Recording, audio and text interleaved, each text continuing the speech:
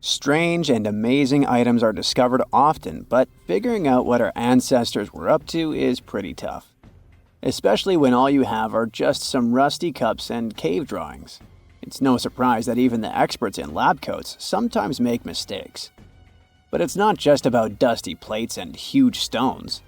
Sometimes there's even humans with large heads.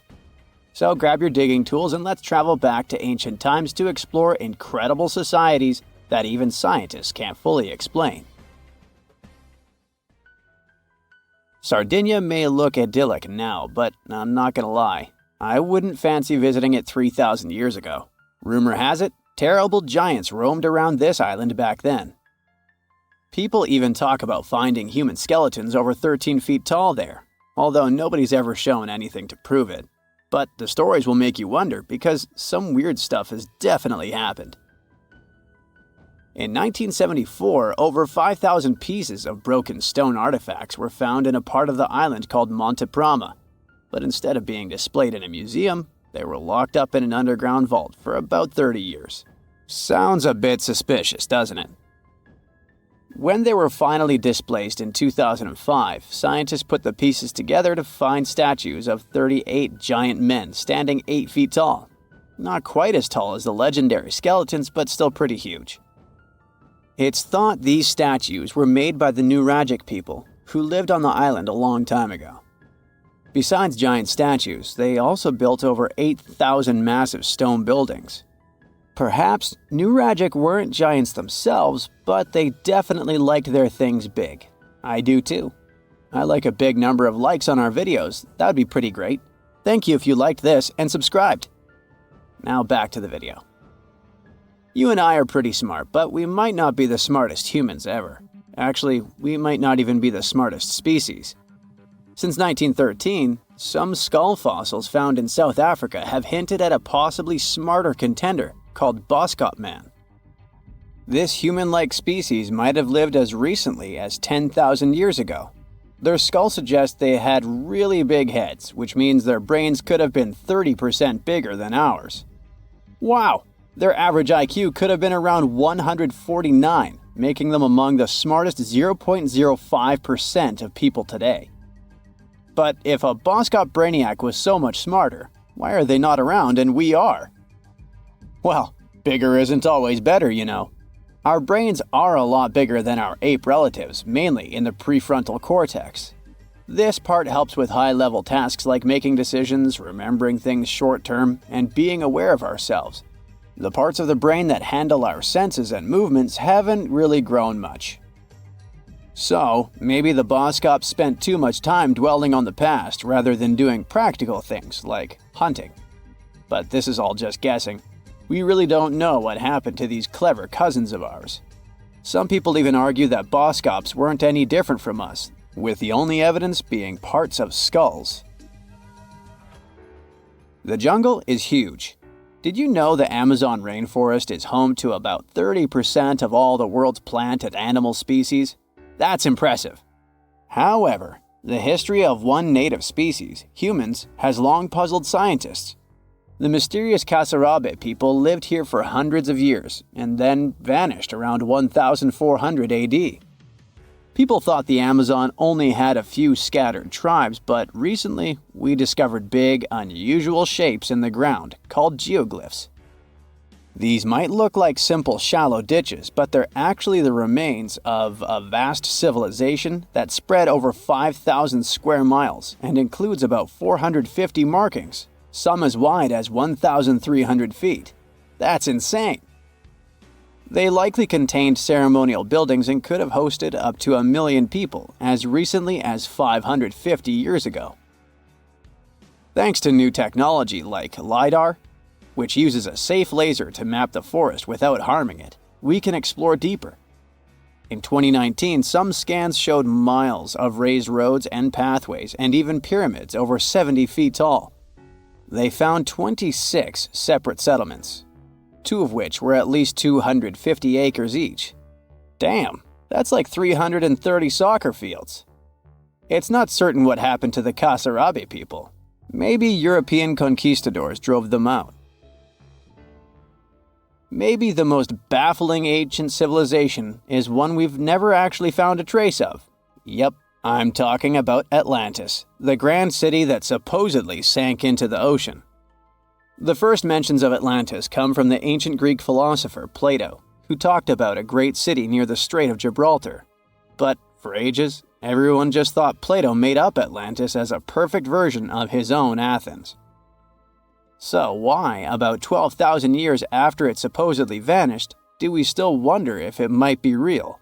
Well, in the 19th century, U.S. Congressman Ignatius Donnelly wrote a book giving 13 reasons why he thought Atlantis was more than just a myth. Then, in 1965, some folks thought they actually found Atlantis when they discovered the Richat structure, a massive 25-mile-wide dome in Mauritania, Africa. It's so big that you can see the whole thing from space. 2 astronauts flying over the Sahara Desert spotted this giant eye staring back at them and thought they'd made the discovery of a lifetime. Unfortunately, there's no solid evidence linking this structure to Atlantis. It's believed to have formed from volcanic activity about 100 million years ago. But it does look suspicious, doesn't it? Still, we're no closer to knowing the truth. Imagine going back to about 3,300 BCE and finding yourself in South Asia. Welcome to the Harappan civilization. These people were way ahead of their time. They had cities like Harappa and Mohenjo-Daro, complete with baked brick houses, sophisticated drainage systems, and even public baths. This place might have had over 5 million people, making it one of the densest regions at the time. They also invented a system of standardized weights that was incredibly useful for traders. And trading they did. These people had connections stretching all the way to the Middle East, thanks to their great skills in metallurgy. They even had a form of ancient branding. The seals were used to stamp clay on trade goods. Despite being so advanced with a thriving urban life, there's a whole bunch of mystery shrouding their language and script. We've got bits and pieces of their writing, but no one's deciphered them yet, even with all the technology we have today. We also still don't know how exactly their society worked. It looks like they didn't flaunt their social status as much as other civilizations. No grand palaces or massive monuments. Instead, their largest buildings might have been granaries. They sure were practical. Unfortunately, all good things must come to an end.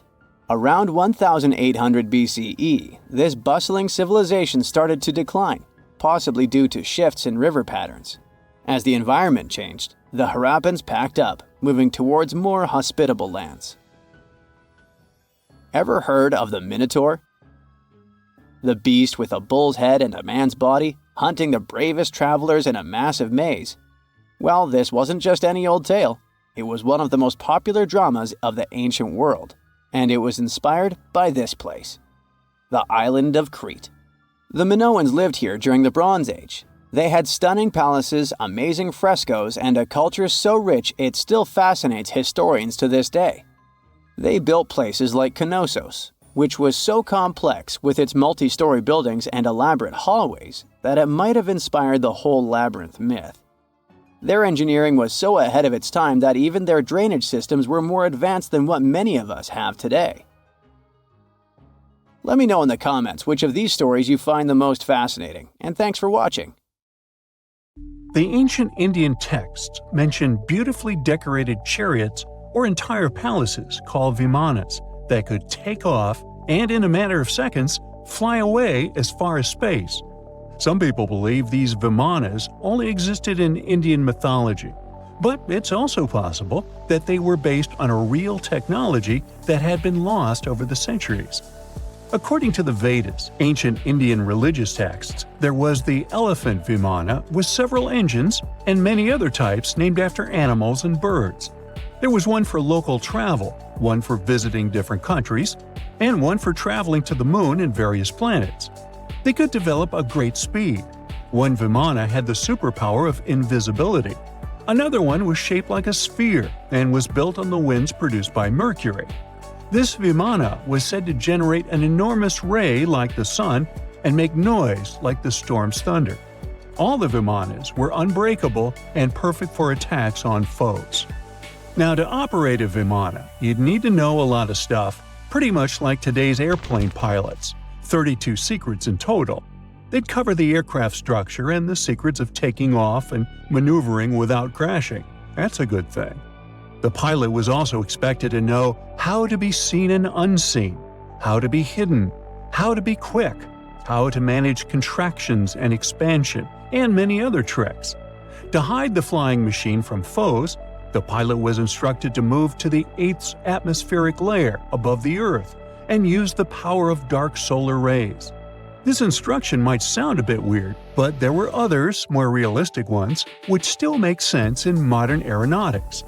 There are sections of ancient texts on the Vimanas that focus on details like flight paths, pilot training, navigation, and even suitable clothes for pilots and recommended food for long flights. There was also a lot of technical detail about the use of heat-absorbing metals, the metals utilized, and melting points. The supporters of the theory that the Vimanas were more than just myths are sure that the ancient Indians would unlikely go into all these details just for a beautiful story. So, the flying palaces might have been real and way ahead of their time, like many other great Indian inventions. Back in the 6th century BCE, an Indian physician named Sushruta basically wrote the original guide to medicine and surgery. They even called him the father of surgery for his work. Sushruta laid down the details on hundreds of medicinal plants and described complex surgical procedures. He gave instructions on nose reconstructions and skin transplants from one part of the body to another. The original method of rhinoplasty, which involved taking a piece of skin from the forehead to reconstruct the nose, is still used today. But back then, it had a slightly different purpose than surprising your followers on social media. Those nose jobs helped out folks who had lost their noses as punishment for crimes or in fights. Now, you gotta thank an ancient Indian math prodigy for the invention of zero. It might not seem like a big deal, but without it, we would have no binary system and no computers. People before the 5th century CE were only thinking about some sort of a sign to indicate nothing. The invention made addition, subtraction, and other mathematical operations a whole lot easier. You can see the oldest zero in existence carved in the wall of a temple in Gwalior, India. The Indus Valley Civilization was using rulers in 1500 BCE and earlier. Made from ivory, these rulers were found during excavations in what is present-day Pakistan and northwestern India. They were widely used in architecture with amazing accuracy. They had units corresponding to slightly over 1 inch that were marked with precise subdivisions within 5/1000ths of an inch. The next invention is more of a concept than a physical item. Standardization is all about setting the rules based on a bunch of people, things, or interests. One of its cool applications that we've all gotten used to is standard weights. Whether you're using pounds or kilograms, you need these universal measurements for weight, right? For this, we owe a big shout-out to the merchants from the Indus Valley Civilization who lived around 4,000 years ago. They were measuring everything from food grains to fancy luxury goods using these standardized weights. And their weights had decimal and binary mathematical systems going on. They didn't have high-tech gear, but they pulled off some serious precision using complex calculations and even sand for construction. Their art of standardization made its way to Persia and Central Asia, basically becoming the global weight-watching standard. So, if yoga is your go-to exercise, you definitely have a personal reason to appreciate the ancient Indian geniuses. Over 5,000 years ago, during the rule of the Indus-Sarasvati civilization in northern India, yoga was first mentioned in the Vedas. Yoga was refined and shaped over the centuries until it grew into a massive teaching with over 200 sacred writings dedicated to this way of obtaining enlightenment. At the beginning of the current era, yoga got a new trajectory thanks to a Hindu writer who laid down a system of yoga in his text, the Yoga Sutras. It became a whole-body rejuvenation, a life-extending practice with poses that you are still doing on the mat today. Yoga has reached the Western world only in the 19th century, and it caught on like wildfire. Chess, the all-time top game for intellectuals, is also an Indian invention. Its ancestor was called Chaturanga, and it was a strategic board game that started gaining popularity around 3,000 years before the current era. This early Indian version of chess was played by 4 people, not 2, and had 64 squares. Each player had 8 pieces, ranging from pawns to kings, bishops to knights, and there was no standard 6-faced dice. They rolled with an oblong one. Players facing off were actually allies, forming 2 teams based on the direction they sat. Chess, that we know and love today, was first mentioned in ancient Indian literature in a legend. It said that the wife of a villain called Ravana had invented the game to amuse him. Now, the word shampoo comes from the Hindi word, which means to soothe or knead. The substance was invented in India in 1762 and was originally used for head massages, hence the name. The first shampoo was made of natural oils and herbs. British traders fell in love with the idea and brought it back with them to England. It took years for the original head massage oil to evolve into shampoo as we know it today, but it's still an Indian invention. Unlike the ancient Greeks, who wore animal skins, the Indians started cultivating cotton back in the 5th and 4th centuries before the current era. They used cotton threads to produce fabrics that soon became a huge hit in the Mediterranean and beyond. Jute and wool also have their origins in India. Cashmere, the finest and most exclusive type of wool, actually comes from the Kashmir region of India. Buttons that sit proudly on that cashmere cardigan of yours also have ancient Indian origins. Some 5,000 years ago, the Indus Valley civilization started cutting seashells into geometric shapes with tiny holes in them. First, they were just decorations, but then people started using them to fasten clothes.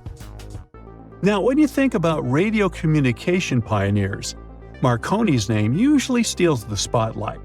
He got a Nobel Prize in Physics in 1909 for his groundbreaking radio work. But there's an unsung hero in the radio waves game, and his name is Sir Jagdish Chandra Bose. He spilled the beans on radio communication way back in 1895. He shot an electromagnetic wave across 75 feet at the town hall in Calcutta, and it went through walls, rang a bell, and even set off some gunpowder. Marconi took a page from Bose's book, using his invention, the Mercury Coherer, as a blueprint for his own two-way radio. Bose didn't patent his genius creation, so he only got his credit a century later. On October 30th, 1759, the inhabitants of the Middle East were jolted awake by an earthquake. Cracks appeared in the walls of their homes, roofs began to crumble. People ran out of their homes and gathered in open areas, but because of strong shocks, they kept losing their footing and falling. A month later, there was another earthquake, but it turned out to be even stronger. Trees broke, houses collapsed, deep cracks appeared in the ground. The disaster lasted for 2 minutes. Oases, roads, and cities were destroyed. Incredibly, Baalbek's ancient buildings withstood earthquakes.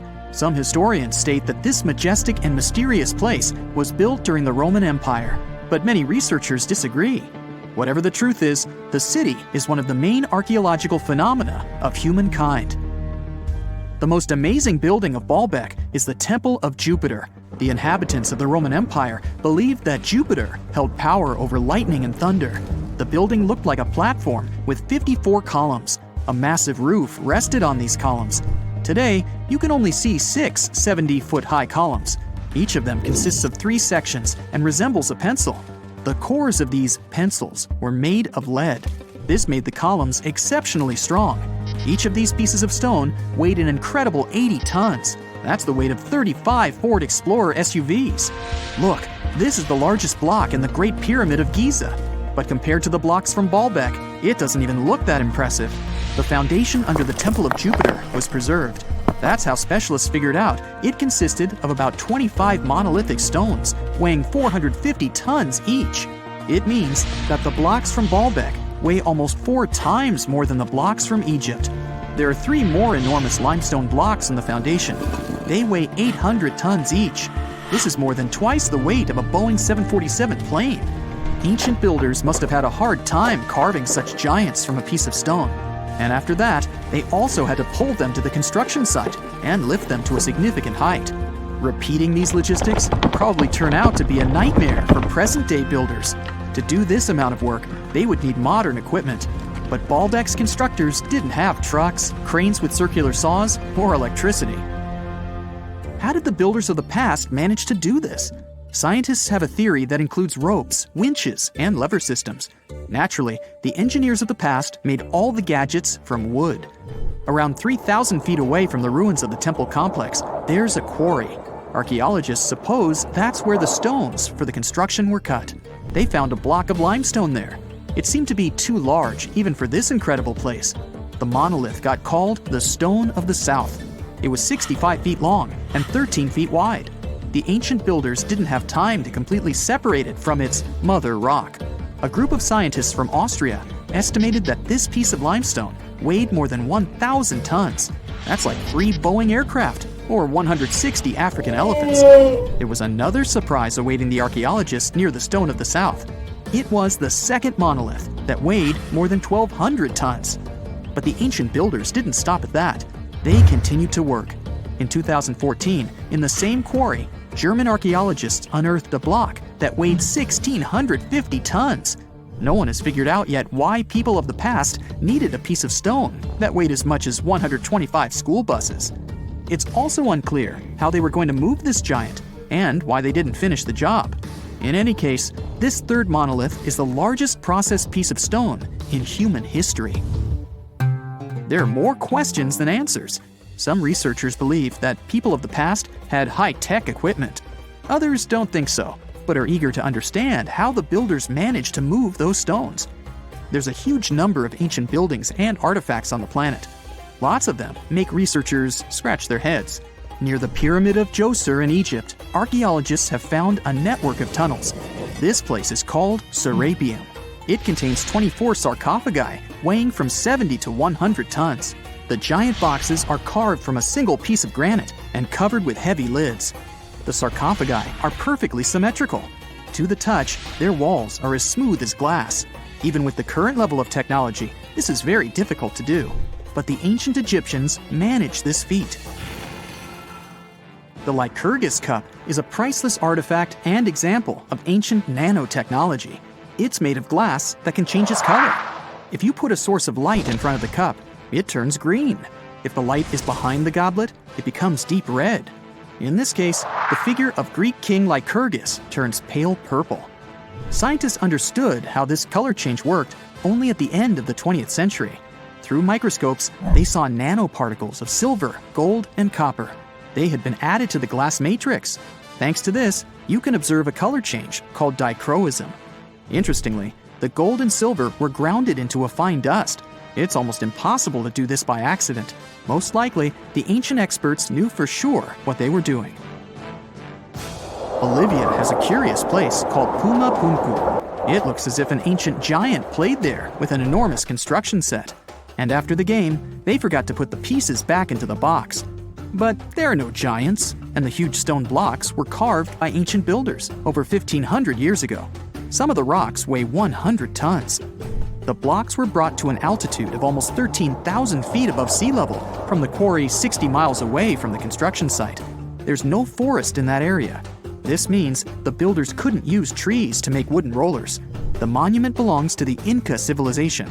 Scientists are sure they didn't know anything about wheels. In 1992, the inhabitants of a Chinese village decided to drain a pond. Their ancestors had been using it to wash clothes and catch fish for hundreds of years. They kept pumping the water out for 17 days. At the bottom of the reservoir, they made an unexpected discovery. The villagers saw an entrance to a cave going down to a depth of 100 feet. The incredible find was named the Longyou Caves. Unknown builders carved out 320,000 square feet of galleries. There are separate rooms, bridges, pools, and columns that support the ceiling. The walls of the cave are covered with strange carved lines and patterns. Scientists haven't found any information about who built the caves and why they did it. The construction technology also remains a mystery. Antonio Stradivari lived in Italy in the 18th century. He created musical instruments. More than 600 of his works have survived to this day. 500 of them are violins. One of the instruments was sold at auction for $16 million. The violins made by this master sound clear and deep. Researchers can't understand why Stradivarius instruments produce such unique sounds. Perhaps it's all about the varnish the master used to cover the violins. The answer may also lie in the wood the instruments are made of. In those days, Europe had a cold climate. Because of this, the wood became denser, and the instruments made of it sounded especially pleasing to the ear. In the Indian city of Delhi, there's a 23-foot-high pole. It weighs 6.5 tons and is made of 98% wrought iron. The 1,600-year-old pillar has no signs of rust or decay. Scientists believe that the monument is so well preserved thanks to the dry weather and the chemical composition of the metal. It might be resistant to corrosion. And still, researchers don't know how the blacksmiths managed to make an iron pillar that's not afraid of rust. It seems like a tough feat, even for modern metallurgists. The Al-Naslaa rock is divided into two parts by a perfectly straight slit. Each boulder stands on a small pedestal. Some people believe this is the evidence of ancient laser technology. But geologists think the split happened due to the ground shifting or natural vibrations that occurred under the rock. This process led to the appearance of the crack. It had been deepening for thousands of years, and gradually, the natural monument took the form you can see today.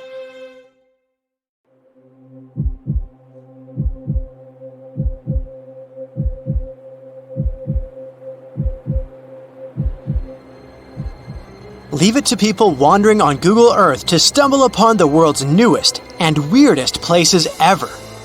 Like this mysterious pyramid discovered in Antarctica. Soon enough, the internet blew up with all sorts of theories regarding this unusual shape. Could it be a sign from a different life form? Is this pyramid indeed natural, or is it man-made? For starters, it's not the first time we've discovered a pyramid in the Antarctic. The first one was observed by the British Antarctic expedition in the 1910s and kept secret for a long time. Its discovery being kept hidden only added to the mystery. A second such structure was discovered in 2016, which further increased the interest in the matter. The mystery was soon enough deciphered by scientists. These formations are just mountains. They're located near the Ellsworth Mountains, a range over 250 miles long, so they're just mountain peaks that have broken through the ice sheet. As for their particular shape, it's just a coincidence. Pyramids are found throughout nature. The Matterhorn in the Alps and Mount Ballenstinder in Iceland, for example, are quite similar in terms of shape. As for the official name of these peaks, they're called nunataks, or peaks of rock peeking through a glacier or an ice sheet. Antarctica has way more incredible features, like the fact that it's home of 60 to 90% of the world's fresh water. That's because its ice sheet is the biggest on our planet, stretching across 5.4 million square miles. I'll spare you the calculations, but that leaves only 1% of the continent ice-free. Antarctica's ice reaches 2.7 miles thick at its deepest point, meaning half the height of Mount Everest. Should it ever melt completely, our sea levels would rise to roughly 200 feet. It wasn't always this cold, though. At some point in our planet's history, Antarctica had some average temperatures as the city of Melbourne has today. It took a lot of research, but scientists figured out that Antarctica's temperatures could have reached up to 62.6 degrees Fahrenheit. Sure, that was 40 to 50 million years ago, but if you think about it, it was at the same time when dinosaurs roamed our Earth. Time is also different on this icy continent. All the lines of longitude that help us calculate different time zones merge into a single point at the South Pole. Here, there are 6 months of daylight in the summer, followed by 6 months of complete darkness during the colder season. So, scientists working here stay, on average, in the same time zone they've come from.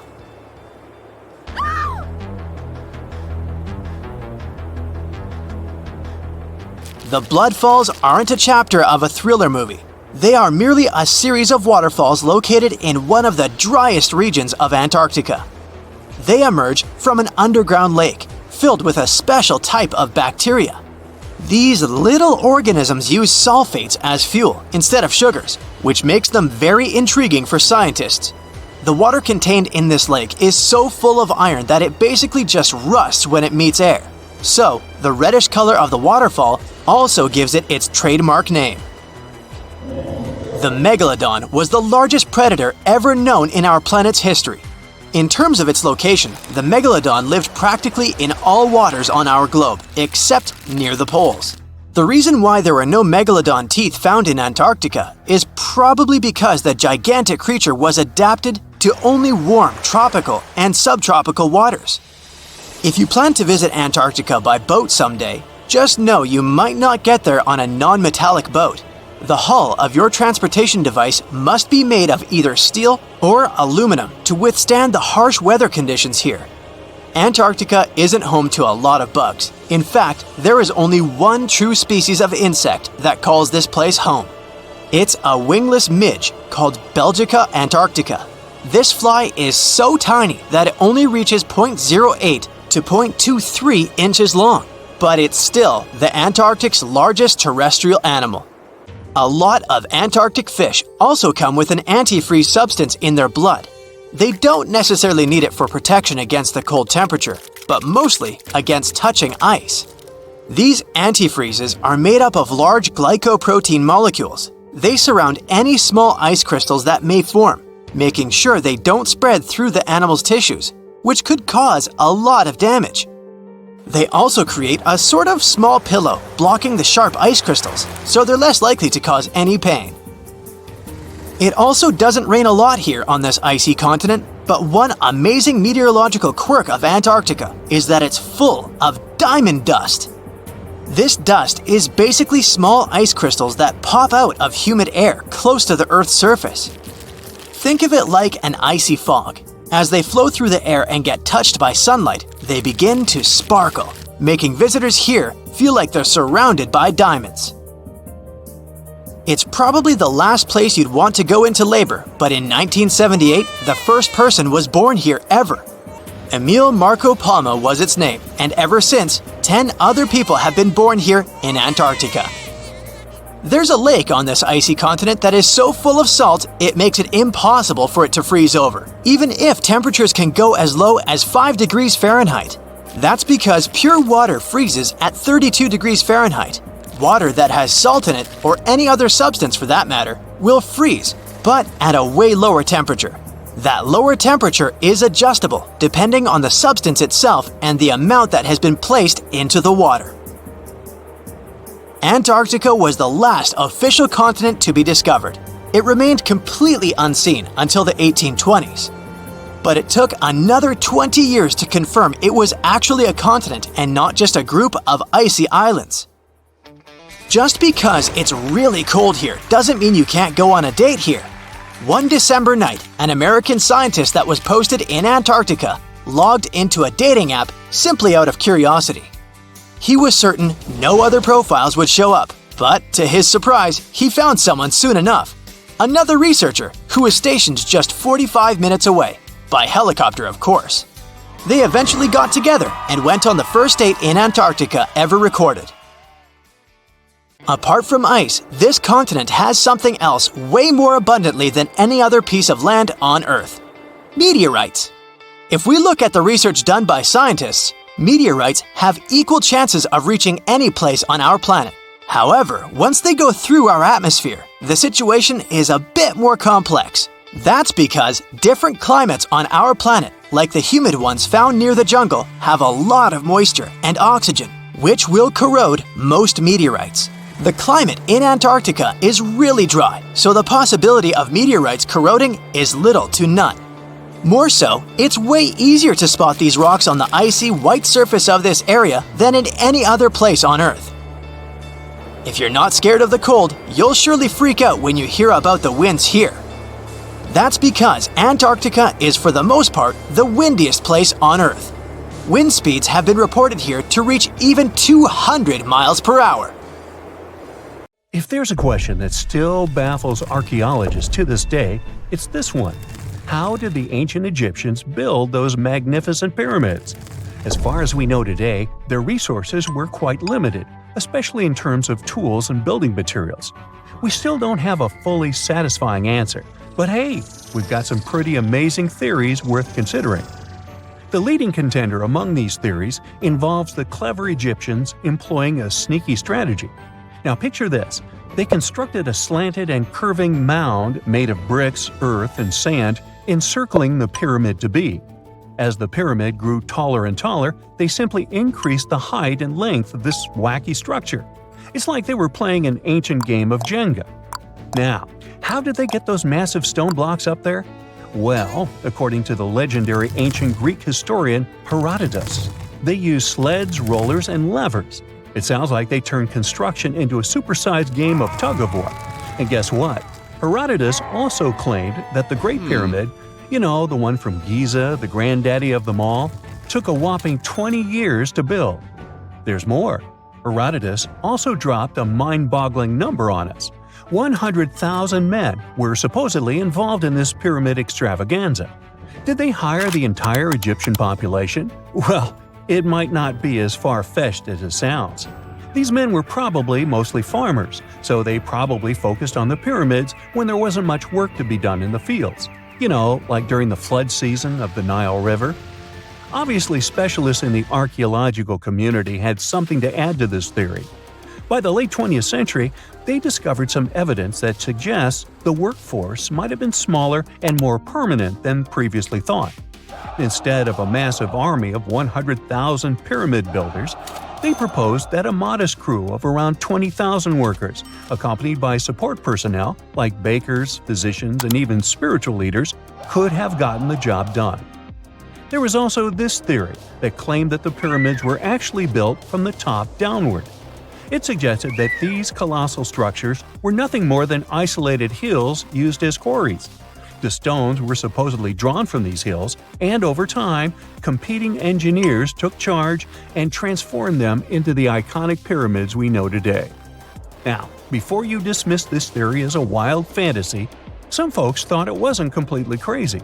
After all, there are instances where isolated hills exist, so maybe this theory had a tiny glimmer of truth. Whether it involved ramp building or ingenious work schedules, one thing is clear. Those pyramids have definitely left their mark on history and on our imaginations.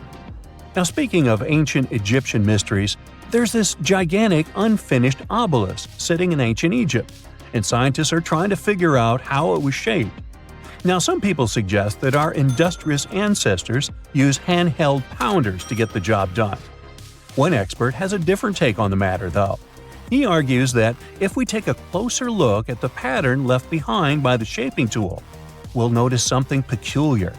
The walls of the trenches surrounding the obelisk display a neat and even pattern, which is pretty unlikely if they were pounded away by mere mortal hands. According to this expert, those horizontal striations are usually the result of a tool that takes breaks while removing material, leaving its mark on the surface. But wait, there's more. Imagine the tool being rocked back and forth against the trench walls, clearing away the waste to keep the trench from narrowing. Well, in that case, the tool might have left some funky horizontal striations where it was pressed against the sidewall. This sounds like some fancy technology at play, don't you think? And guess what? The dynastic Egyptians probably didn't have access to that kind of know-how. Another famous Egyptologist from way back also uncovered a bunch of core drills during his adventures. Although the actual drill bits are missing, his collection houses these particular core remnants made of limestone, alabaster, and even granite. These constructions aren't the only amazing thing the ancient Egyptians left behind, though. As it turns out, the Egyptians were the genius minds behind the creation of the handheld mirror. Yeah, that little mirror you use every day to check yourself out. But here's the twist. These mirrors are like pieces of art. They were decorated with inscriptions and figures. But that's not all. The Egyptians had a serious concern with their appearance. They knew the importance of personal hygiene and looking fabulous. So, in their quest for pearly whites, they invented toothbrushes and toothpaste. Dental problems were pretty common back then, and their smiles weren't exactly all white. Dentistry wasn't their strongest suit, you see. Maybe their minds were distracted by all that pyramid building. So that doesn't mean those ancient toothpaste recipes weren't amazing. One delightful concoction included rock salt, mint, dried iris petals, and pepper. Some brave dentists in the 21st century tried it out, and it worked pretty well. Ground-up ash was also used in another recipe to create a tooth cleansing paste. Mint was missing, so that didn't do much for their breath. That's when the genius Egyptians came up with the world's first breath mints. They made tablets from heated spices like cinnamon, and they mixed it with honey. Now, let's shift gears to home decor, Egyptian style. They surely took ornamentation to the next level. While the concept of decorating furniture started in Mesopotamia, the Egyptians cranked it up a notch. They went all out with different colors of ink and even developed various weights of paper. Oh, and let's not forget about those cute little area rugs we all have in our homes today. Guess who came up with the idea? Yep, the Egyptians. They used the versatile papyrus plant to make those cozy rugs. And speaking of trends, the Egyptians loved their knickknacks. They had an assortment of small figurines in the shapes of cats, dogs, and people.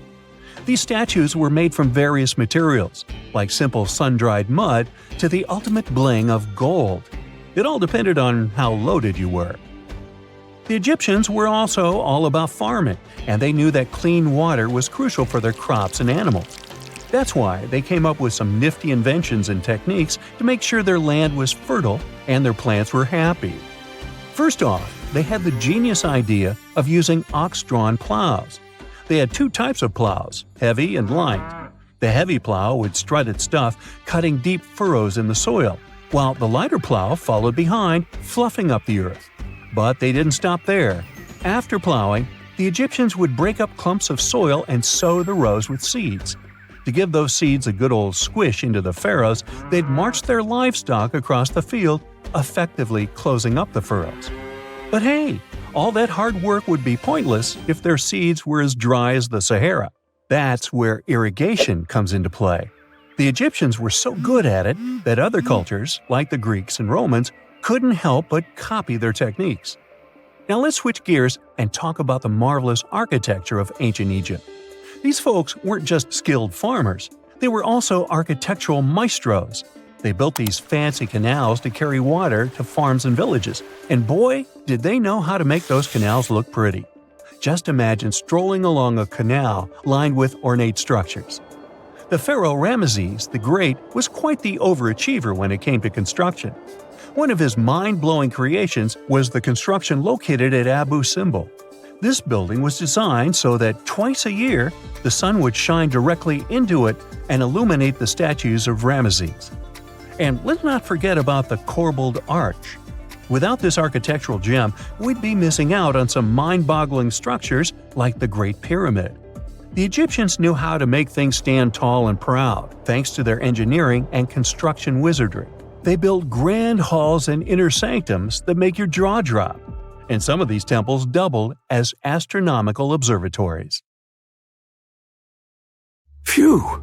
This summer has been turning up the heat like never before. We feel like roasted marshmallows on a sizzling grill. Yes, the world is getting hotter, but some regions have always fought with high temperatures. It turns out people had some inventions to keep themselves cool in ancient times too. Some of them are still functioning, even 3,000 years later. Let's take a look at how people saved themselves from heat throughout history. So, put an ice cube into your cold drink and get ready to hear how people survived the heat. Speaking of ice cubes, do you know that the Persians made an ice storage system? In the deserts of ancient Persia, people had an out-of-the-box idea about how to prevent their food from turning into a melted mess.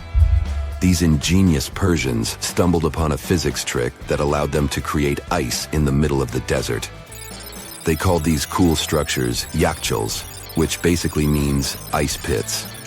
These ice pits were not your ordinary coolers. They were like secret underground fridges. They looked like dome-shaped mud brick structures on the outside, but inside, it was a whole different world.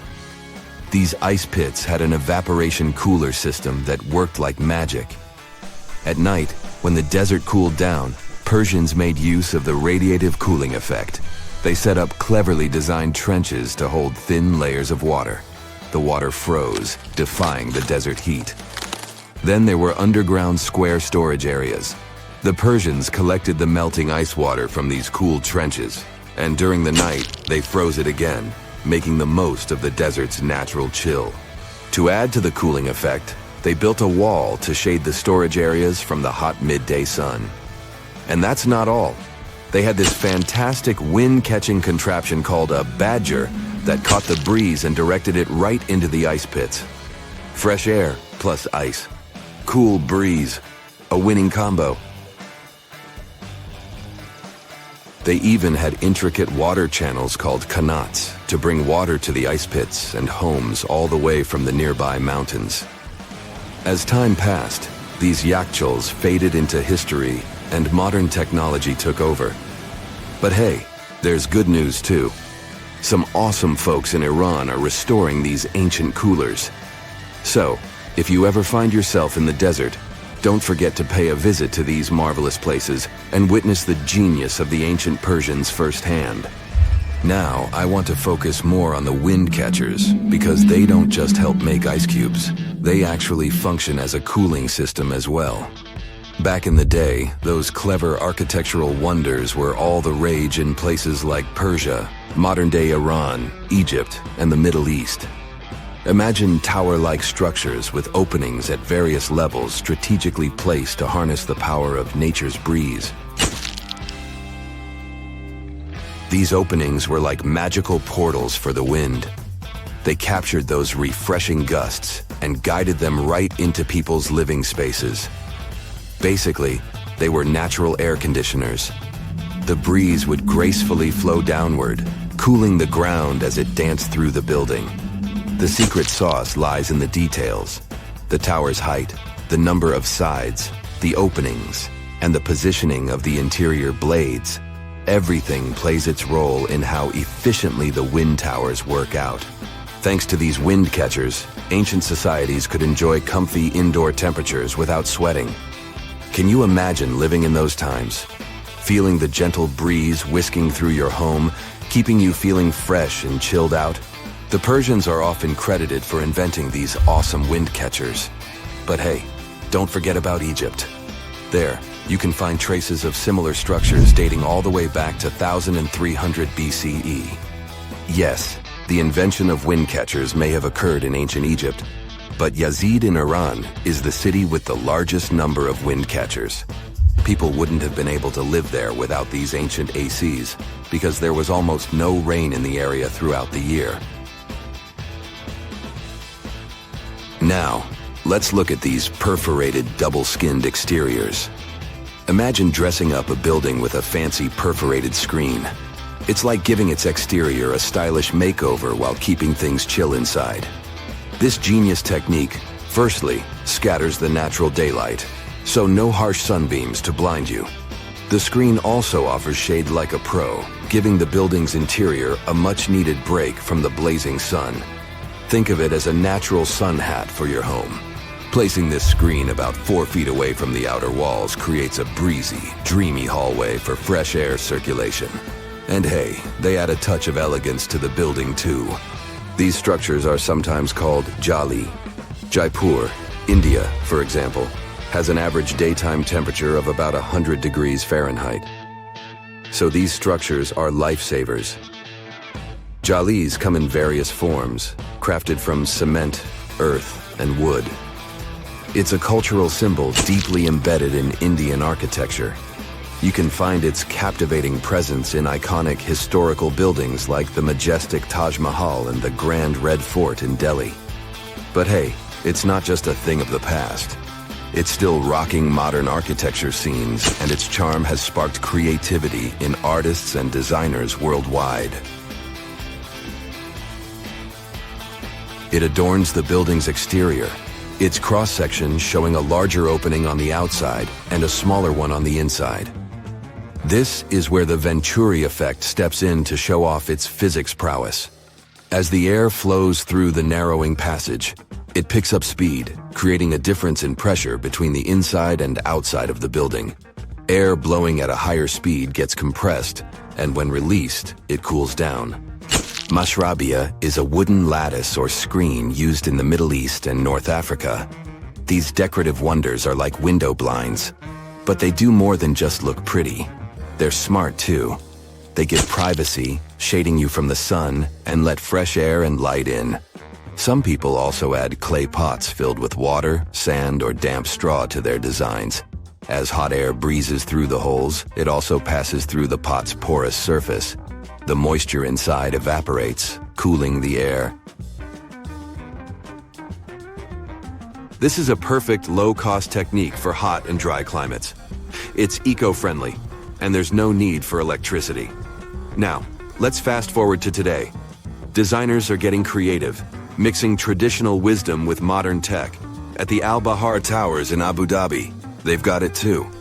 Picture over 2,000 hexagonal panels that dance with the sun's movement, providing shade to the building's interior. Water evaporation was another secret weapon for ancient people. Simple, yet super effective. Plus, ancient Egyptians hung wet mats and curtains in doorways. When the air passed through them, it cooled down, providing a relief from the scorching sun. Ancient architects were the masters of maximizing airflow.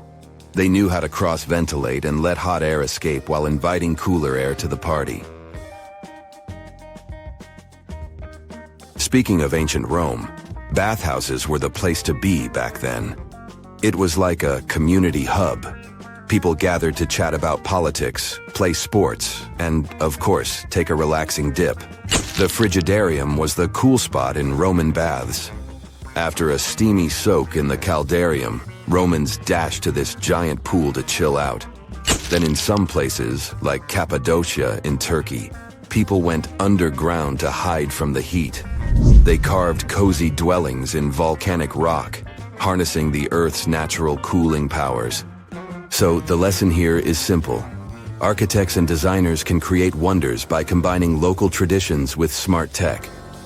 California's Death Valley boasts the highest officially registered temperature to date, with 134 degrees Fahrenheit in 1913. Meanwhile, Africa's sweltering record stands at 131 degrees Fahrenheit in Kebili, Tunisia, as noted in 1931. In Europe, the highest temperature ever documented reached almost 120 degrees Fahrenheit in Sicily in August 2021.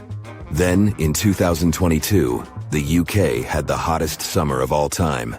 Tunnels, metro, underground systems, and even secret passageways to the houses of the rich and famous. Why else do we need tunnels, you may wonder? To hide. Many cities have underground tunnels and even underground doppelgangers. Now let's make it clear. Those passages are normally not connected, contrary to the popular rumor claiming that it was possible to get from Scotland to Turkey using underground passageways built around 5,000 years ago. I mean, it sounds insane even today. Imagine building it back in the day. These tunnels have an official name, the Erdstall tunnels, and they were most likely built in the Middle Ages. However, we still don't have the exact information about the date. The highest concentration of those tunnels are in Bavaria, Germany, but there are many of them in Great Britain and France too. Erdstall tunnels, a unique type of earthen passage found globally, are characterized by their narrow, oval-shaped corridors and tight choke points, known as schlups, or slip-outs. Despite speculation, their purpose remains a mystery. However, some of those tunnels have fireplaces and even vents, which might mean those were used primarily for shelter. Dating back to the Middle Ages, possibly as early as the 12th century, Erdstall tunnels lack archaeological signs and historical records, so it's not a surprise that there are many rumors about their use. Some scientists are sure those were storage spaces, though their narrowness makes this impractical. Another idea is that they provided hiding spots for farmers during tribal raids. However, their single entry point raises doubts about their effectiveness in evading threats. Now, if you're feeling like Indiana Jones and want to venture into those tunnels, you're in luck. A few structures, like the Erdstall Radkobluken in Austria, welcome visitors to explore these enigmatic structures. Most of them are closed to the public eye, though. The origins of Erdstall tunnels remain largely unknown, just like their real functions. And if you think, hey, it's the 21st century here, we can study pretty much everything, well, you're wrong. What makes these tunnels hard to study are the tight confines. Traditional surveying methods often prove inadequate in such spaces. To solve this problem, scientists use a handheld device that integrates an RGB camera, a gyroscope, and high-resolution depth sensors, allowing them to capture intricate details of the tunnels. They also use modern techniques like 3D surveying in hopes of uncovering the true origins and purposes of those tunnels. One hypothesis even suggests they may have been poorly conceived dwellings, abandoned when their inadequacies became apparent. Still, not everyone quite agrees with this idea. Other theories suggest they served spiritual purposes, while the most intriguing idea speculates that those tunnels may be remnants of extraterrestrial civilizations. Experts believe they may have been used for practical matters, such as granaries or hiding spots from looters. As we don't have exact info on who built it and when, it may be pretty much anyone, even a sloth. Nope, I'm not a lunatic. Sloths can build giant tunnels. Check this out. In 2009, a farmer in southern Brazil was driving his tractor through a cornfield when it suddenly sank into the ground. He quickly discovered he had broken through the top of an underground tunnel. When researchers came to investigate, they found a tunnel around 6.5 feet high and the same 6.5 feet wide, extending about 50 feet long, right beneath the farmer's house. When they looked closer, they instantly saw deep claw marks on the walls. That was the proof the tunnel wasn't human-made. So that thing the farmer uncovered was a megafauna paleoburrow, a prehistoric tunnel dug by ancient creatures like giant ground sloths or giant armadillos from over 10,000 years ago. I know, it's hard to imagine those beasts, but let me help you. Take a hamster. Now, increase it to the size of an elephant. Don't forget, this 13-foot-tall hamster could also walk on two legs. During their time, around 15 million to 10,000 years ago, many species of sloths and giant armadillos roamed the Americas, some even digging similar tunnels. Today, many of these tunnels are filled with sediment, though some remain clear, similar to the one the farmer discovered. This 2009 find sparked significant interest, leading to the discovery of over 1,500 paleo-burrows across southern Brazil, making it the era with the highest concentration of such sites worldwide. But no one knows exactly why there are so many of them in southern Brazil. While some paleo-burrows exist throughout South America, none have been found in North America, which is weird since those huge sloths roamed the entire continent. The exact purpose of these large tunnels remains a mystery, but scientists believe they may have served as nursing spaces, temperature regulation, or hibernation areas. Tunnels likely developed over centuries as successive generations of sloths and armadillos expanded them. Now, let's take a look at Fougous. No, not the Japanese fatal delicacy, and no, not a town in New Guinea. To see them, we gotta travel to the UK. So Fougous are underground structures too, but they don't look exactly like tunnels. They are dry stone structures. They look as if a cave had been decorated with stones from the inside. There are only around 15 of them found so far, and most of them are located in Cornwall. According to the estimates, those tunnels were built about 2,400 years ago, and they're still in pristine condition, which is truly fascinating. I mean, back in the day, people had no cool machinery whatsoever, yet their structures still last. And if you dare to buy an apartment today, well, chances are you won't be too happy about the quality. Going back to our Fougous, there's nothing extraordinary about their supposed purpose. They could be used for spiritual purposes, as a place to hide, or a food storage. The latest application, though, is a bit weird. I guess it's not a secret for anyone that England is famous for its excessive humidity. And if you want to store your food properly, you gotta avoid the humidity at all costs. Otherwise, say welcome to mold and fungi. But ancient people weren't dull-witted at all, or they wouldn't have survived, and you and I wouldn't be around now. So they might have adapted those Fougous to store just some products, those that already had natural molds in them, assisting in the preservation of perishable food, like milk, butter, and cheese. But hey, those are just speculations. The true reason why they were built remains unknown. What makes Fougous unique is that they are intentionally built tunnels, not just excavated mines like those in Wales. They were crafted by digging deep trenches, lining them with stone slabs, covering them with capstones, and then filling over them, all of which took significant time and effort. Still, no matter how hard those were to construct, cities around the globe are often built over intricate tunnel systems, each unique to its location. For instance, Paris is famous for its extensive underground quarries, which were abandoned years ago, but still pose a risk of collapse in certain areas above. London boasts one of the largest tunnel networks in the world, including many that were specifically created for military purposes. In New York City, there are rumors of secret tunnels, while Los Angeles has old tunnels from the Prohibition era used for speakeasies. Many other cities also have their share of enigmatic tunnels, and surprisingly, Florida is no exception. It happened in the year 2011 in Ybor City. Near a former post office, flooding uncovered something weird, a section of an unknown structure. Back then, people didn't pay much attention to that, so it took another 7 years to discover something truly fascinating. This historic neighborhood was founded in the 1880s, but it remained unknown until 2018 that it also has a hidden tunnel network. We only learned of it because of renovation work.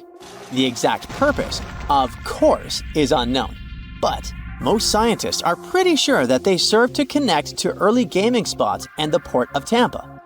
Figuring out how extensive the tunnel network is tricky.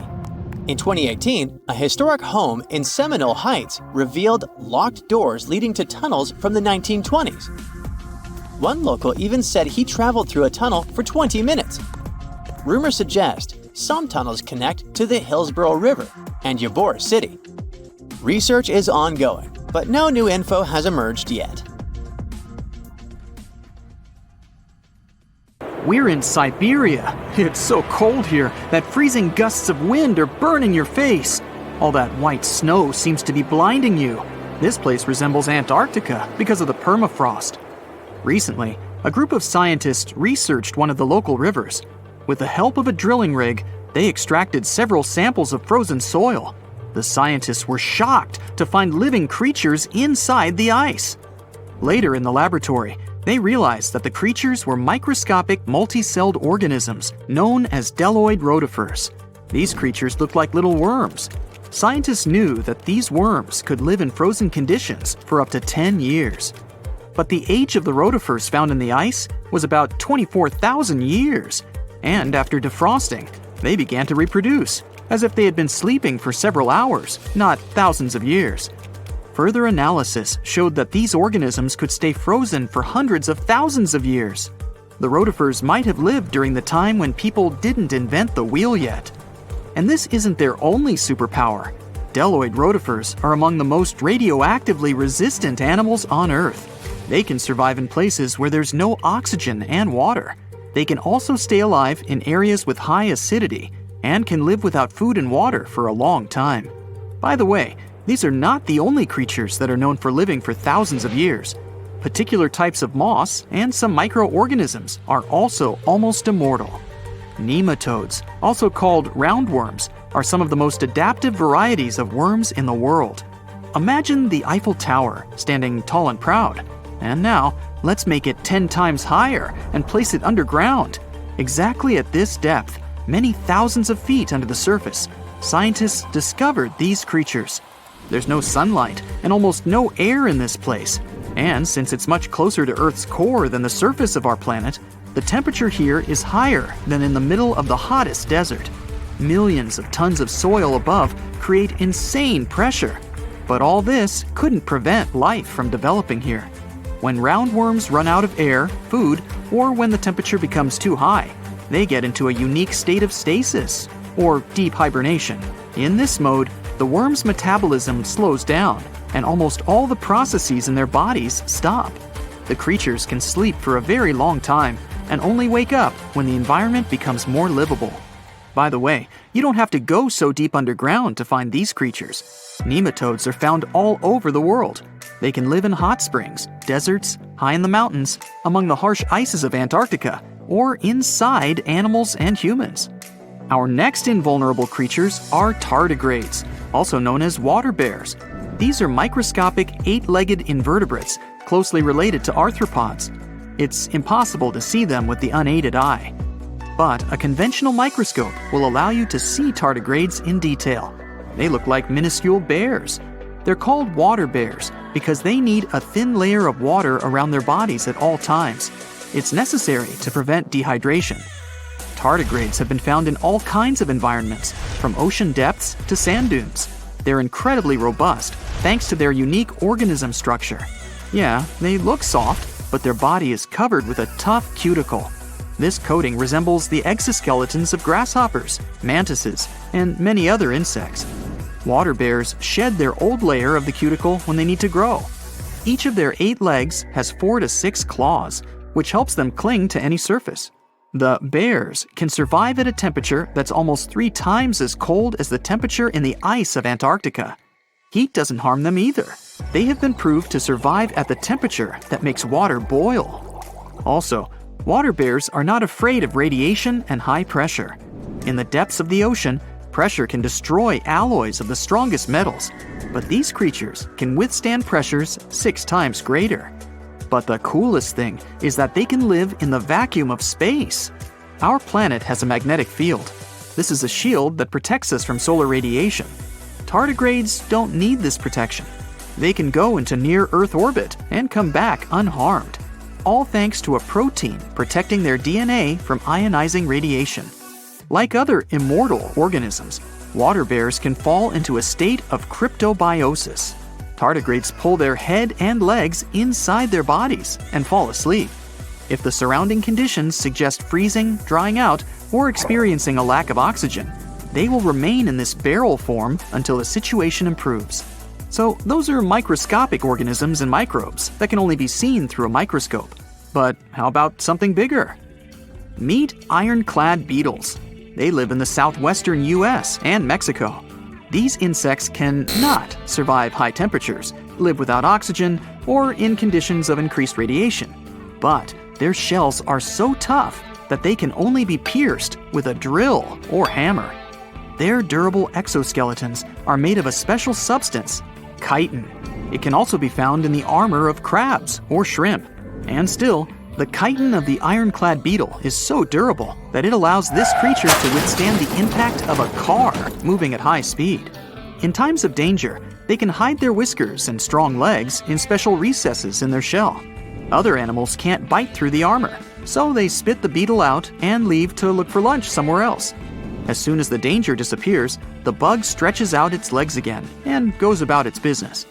Also, the armor saves the beetles from dehydration, which is very useful in hot areas of Mexico and the southwestern US. Inside the exoskeleton, they can store moisture. In other words, these bugs can absorb water whenever they find it and transport this liquid inside themselves. The next creatures are incredibly fragile, but they know how to survive in places where almost no other animals can live. We're going to the southeast of Romania, near the Black Sea. Here, on a desolate wide plain, you can notice a pit. This is a mine leading deep underground. The air on the surface of our planet usually contains around 20% oxygen, but in the mine, it's only 10%. Inside the cave, the air also has an increased content of hydrogen sulfide and carbon dioxide. People can't breathe there without an oxygen tank. We can probably say that the water and air there are poisoned. Almost no animals would be able to survive here. Still, 48 species of living organisms have been found in this cave. 33 of them are newly discovered species. And they aren't the only microbes or bacteria that can't be seen without a microscope. Something bigger lives here. Strange white snails crawl over the walls of the mines. Transparent shrimp and a bunch of unknown kind of leeches swim in the water. White centipedes with huge whiskers and creepy white spiders run on the ground. And they all have been growing here for almost 5 million years. You might notice a water scorpion and another unidentified species of this animal. It doesn't look like its relatives living in hot sands or tropical forests. No living creature here looks ordinary at all. All animals are either white or transparent. They have no eyes, but are equipped with long paws and antennae whiskers that help them navigate in this dark space. The deeper you go into the cave, the less oxygen the air contains. But the number of living organisms is increasing. The air is filled with methane and carbon dioxide. All the inhabitants of this cave have never seen the light of the sun and have never gone out of the darkness. It seems impossible to survive in such conditions where plants don't produce oxygen. The answer to the question of their survival is hidden in a small lake. The surface of the water is covered with strange foam. If you look closely, you can see that this white substance is alive. It resembles soft, wet paper that is easy to tear. The thing is billions of living organisms, bacteria called autotrophs. There's much more carbon dioxide in the cave than there is outside, and these bacteria, like plants, absorb it. But they don't do this with the help of photosynthesis, which means they don't need sunlight. They use water for chemosynthesis. What these bacteria secrete is food for other bacteria, and these other bacteria are food for bigger creatures. A unique food cycle that you can't find anywhere else on the planet only exists here. You take off from Earth and park your spacecraft somewhere near the moon. You're now almost 240,000 miles away from your home planet. That's almost 100 widths of the United States. Now you take out a giant hammer and an enormous chisel using the robotic arms of your spaceship. You place the chisel at the Earth's North Pole and strike its head with the hammer. Earth splits open like an eggshell, and you see it, another planet. It's Theia, and it's hiding inside our planet like a yolk in an egg. You'd need to go back in time 4.5 billion years to find out how it got there. This beautiful nebula will soon become our solar system. Colored dust and various space debris are slowly coming closer toward the common center. Soon this jigsaw puzzle of debris becomes too heavy and dense. The temperature inside the giant is rising. Soon, it gets so high that it triggers a nuclear chain reaction. Another second, and bam! There's an explosion so powerful that the shock waves travel far into dark space, and the blinding flash from this blast can be seen from the other side of the Milky Way galaxy. When the dust clears a little, you can see that a bright light is still shining at the very center of the explosion. This newborn star is the Sun. It weighs as much as 333,000 Earths. If the Sun was a bucket, you'd need 1.3 million Earth-sized planets to fill it. You're interested in a small object over there, 93 million miles away from the Sun. This pile of rocks and hot lava is Earth. Right now, the planet is busy forming its core, while the oceans of lava are gradually cooling down. But a few tens of million years after the Sun's birth, you notice a strange object hurtling toward Earth. It's Theia. This small planet was born at about the same time as Earth, and now it's following a crazy spiral trajectory at enormous speed. Scientists believe Theia was kind of a ball Jupiter and Venus played with. Venus was pulling Theia in one direction, then Big Brother Jupiter pulled it back. But the Sun makes up 99.8% of the mass of the entire solar system. That's why the star sets its own rules. It makes Theia move in almost the same orbit as Earth. So they inevitably come closer and closer to each other until they become next-door neighbors. We see that Theia is the size of Mars and as wide as the Atlantic Ocean from New York to Portugal. A collision can't be avoided. Theia is traveling toward Earth at nearly 9,000 miles per hour. That's 11 times faster than the speed of sound. If the smaller planet crashes into Earth at a particular angle, Earth will most likely be torn apart, as well as Theia itself. The collision will cause a huge blast, visible on other planets even on a bright day. Nothing will be left but some burning dust and debris. Even if Theia touches Earth only lightly, it'll still knock out a chunk of our planet the size of Australia. But the collision with Theia happens at a perfect 45-degree angle. It strikes the Earth at tremendous speed. The explosion literally vaporizes huge amounts of rock, and the shock wave sends the remaining debris into Earth's orbit. A huge crater is formed at the impact site. Soon, it gets filled with boiling lava. The remnants of Theia and the ejected fragments of Earth begin to orbit our planet. According to one version, these fragments form two moons. At first, they travel together, but one day, they get too close to each other and collide, forming one large space body. The other theory claims that all the shards start being pulled by the remnants of Theia. Sometime later, they form the moon as we now know it. At that point in the past, though, it's just red-hot rock and lava. The collision at this angle slightly tilts our planet and accelerates its rotation. It's because of Theia that we have different seasons and 24 hours in a day. Earth has lithospheric plates. These are enormous solid pieces that make up the crust of our planet. After the collision with Theia, they start to break and crack. It causes carbon, a primary component of all known life on Earth, to start moving all over our planet. So, Earth gets some kind of metabolism. After a few 100 million years, the first living creatures start to appear on our planet. Over nearly 4 billion years, simple single-celled organisms have been evolving into the life you see today. According to scientists, such a collision is a very rare event. The probability that somewhere out there, there's a planet like ours that has survived the same catastrophe is extremely small. This may be the reason why we are yet to find traces of other civilizations out there in space. Meanwhile, the remains of Theia are still here on Earth. Of course, it doesn't look like an entire planet stuck inside our own. Most of the fragments have melted and blended into the Earth's crust. If you take the top layer off our planet, you'll see two huge lava blobs the size of entire continents. They're right below Africa and the Pacific Ocean. Presumably, these are the remains of Theia. They didn't mix with Earth's mantle because of different densities.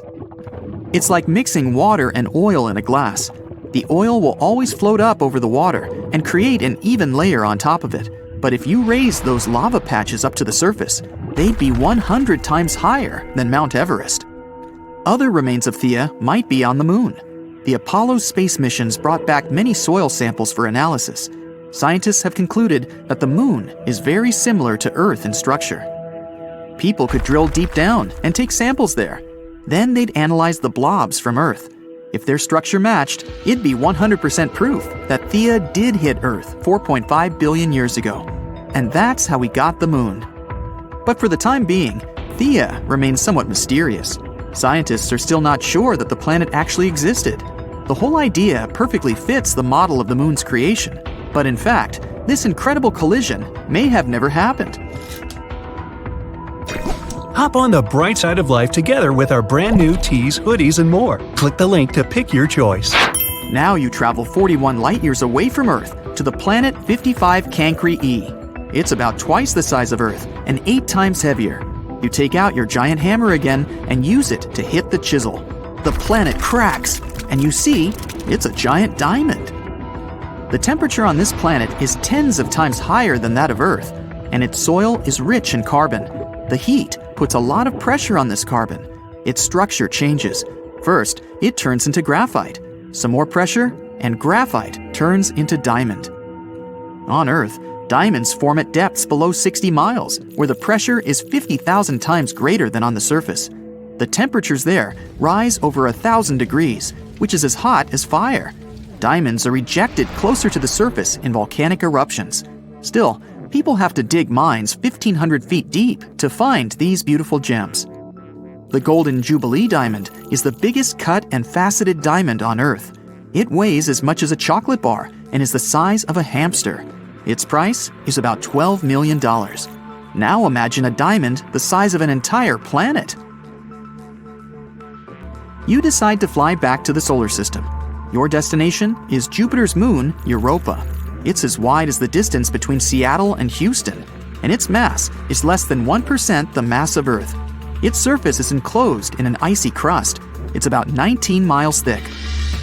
But what if you crack this crust with your giant hammer? Wow, Europa is completely covered in water. It's freezing here, 3 times colder than at the North Pole on Earth. The water turns into ice almost instantly, but the ocean beneath the surface is still liquid. Europa interacts with Jupiter gravitationally, just like the Moon with Earth. This creates tidal forces and heats Europa's core. The core melts the ice around it. The result is a huge ocean, 2 to 3 times larger than all of Earth's oceans combined. Scientists believe that water is the basis of life. It may mean that life may exist on Europa. There could be thermal springs, just like at the bottom of our oceans. The water there is probably much warmer. And even though the pressure and temperature in such places are likely to be extreme, simple bacteria may live there. Europa is almost the same age as Earth. This means there's been enough time for living organisms to appear and evolve. Who knows? Maybe some advanced civilization is already blooming under this crust of ice. They may be building big cities and dreaming of conquering space right now. But the only thing people can do at the moment is send a probe to Europa and find out if life is possible there. Let's talk about calendars, a super important tool in human civilization. Imagine if we didn't have calendars. Chaos, right? We wouldn't know when to celebrate birthdays, be able to plan holidays, or even show up for important events. Calendars bring order to our busy lives and help us make sense of time. But here's the cool part. Humans have been using them for thousands of years. Ancient civilizations created their own unique calendars based on their needs and cultural beliefs. Some ancient calendars followed the cycles of the moon, while others focused on the movements of the sun. Some even combined the two. Talk about celestial fusion. Today, we use the modern Gregorian calendar as our primary system. But did you know that alongside this trusty timekeeper, there's a whole bunch of other ancient calendars still kicking around? Yup, they're like old friends that we can't let go of. They help us celebrate cultural festivals, plan religious observances, and connect with our roots. So let's visit some famous ones. Buckle up. First stop, the Mayan calendar. These ancient Mesoamericans were serious about time. Their calendar was a combo of lunar and solar cycles, like a cosmic mashup. It had different cycles within cycles, making it mind-bendingly intricate. It's like solving a space puzzle. Of course, we can't forget the ancient Egyptians with their awe-inspiring calendar. They used a solar-based system and were keen on aligning it with the flooding of the Nile River. Talk about staying in sync with nature's rhythms. And finally, the Aztec calendar, a work of art in itself. It was a mesmerizing mix of solar, lunar, and ritual cycles. Its intricate stone carving, the sunstone, is like a cosmic masterpiece that captures the essence of time. These ancient calendars weren't just about marking days and months. They were packed with cultural significance, religious rituals, and historical events. They're like little time capsules that connect us to our ancestors and help preserve their wisdom and traditions. But the most interesting thing is that we use some of these calendars even today. For example, the Chinese calendar. This one has been around for centuries, guiding Chinese festivities and traditions. You see, instead of following just the sun like our regular calendars, the Chinese calendar pays close attention to the moon's dance in the sky. Each month begins with a new moon and has its own special vibe, and the year has 12 lunar months. But here's the twist. The lunar months don't always match up perfectly with our regular year. So every now and then, the Chinese calendar adds an extra month to stay in sync with the seasons. It's like a surprise encore. Now, let's meet the zodiac animals, the real stars of the show. Each year in the Chinese calendar is assigned a zodiac animal, and it's like assembling a fabulous animal posse. There are 12 zodiac animals, like a wild and wonderful crew. You've got the clever rat, the brave tiger, the graceful dragon, and more. So if you're born in a certain year, you're said to have the traits of that zodiac animal. Imagine having a monkey or a tiger as your time mascot. But how does the calendar decide which animal gets the spotlight each year? Well, legend has it that there was a grand race among the animals. The clever rat hitched a ride on the ox's back and won the race by jumping off at the finish line. And that's why the rat gets to kickstart the zodiac cycle. So let's go over this cycle. Do you know the year of which animal you were born? Simply Google it and let's take a look at the animals, see if you have any of these traits. Once the smart rat has had its moment in the spotlight, the mighty ox charges in next. The ox is known for its hard work and determination, like the dependable and strong-willed friend who always has your back. After the ox, the fearless tiger pounces onto the scene. With its majestic stripes and fierce gaze, the tiger brings a burst of excitement and adventure. It's a daring feline friend ready to explore the world with you. Following the tiger's roar, the crafty rabbit hops into view. Picture a fluffy and adorable bunny, always ready to bring sweetness and harmony. The rabbit adds a touch of gentleness and creativity to the zodiac parade, like a gentle breeze on a spring day. Next up, the bold and fiery dragon. This legendary creature takes the stage with its majestic presence and mythical powers. It's like a friend with a mystical vibe, who's just filling the air with magic and awe. After the dragons, the wise and intuitive snake slithers into the play. This serpentine friend brings wisdom and insight, like a guide navigating the twists and turns of life. It's always great to have a sneaky and clever confidant on your side. Next one is the lively and playful horse. Imagine the wind in your hair while you're riding a horse in a clear field. A horse person may have an adventurous spirit, always ready for a thrilling journey. Then, the graceful and elegant sheep. With its gentle nature and nurturing spirit, the sheep brings peace and harmony to the zodiac. It's a caring friend to lean on in times of need. Following the sheep, the mischievous monkey swings into action. This lively and clever prankster adds a dose of fun and laughter to the party. It's a playful buddy who can turn any dull moment into a wild adventure. After the monkey, the proud and confident rooster struts its stuff. It's a magnificent bird. The rooster brings confidence and assertiveness to the zodiac crew, like a natural-born leader. Next, it's time for the loyal and diligent dog to wag its tail. This faithful friend brings loyalty, honesty, and a whole lot of love to the zodiac family. Dogs are known to be trusty companions who always stay by your side. And finally, we have the wise and gentle pig, with its cute snout and contented oinks. The pig embodies generosity, kindness, and abundance. It's a buddy who knows how to appreciate the good things in life and brings joy wherever it goes. And there you have it, the zodiac animal parade in all its glory. The Chinese calendar also has a yin-yang twist. It pairs each zodiac animal with one of 5 elements: wood, fire, earth, metal, or water. This brings even more personality to the mix. It's like adding a spice to your zodiac animal cocktail.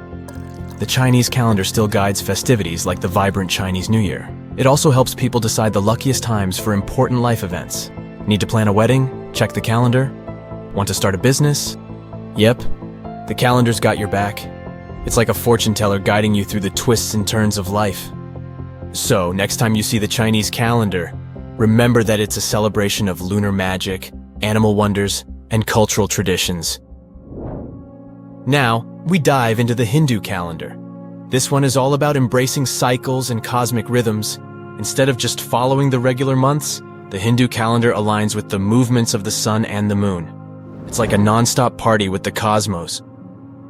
The Hindu calendar is also still grooving today, and it's packed with colorful festivals and celebrations. From Diwali, the festival of lights, to Holi, the festival of colors.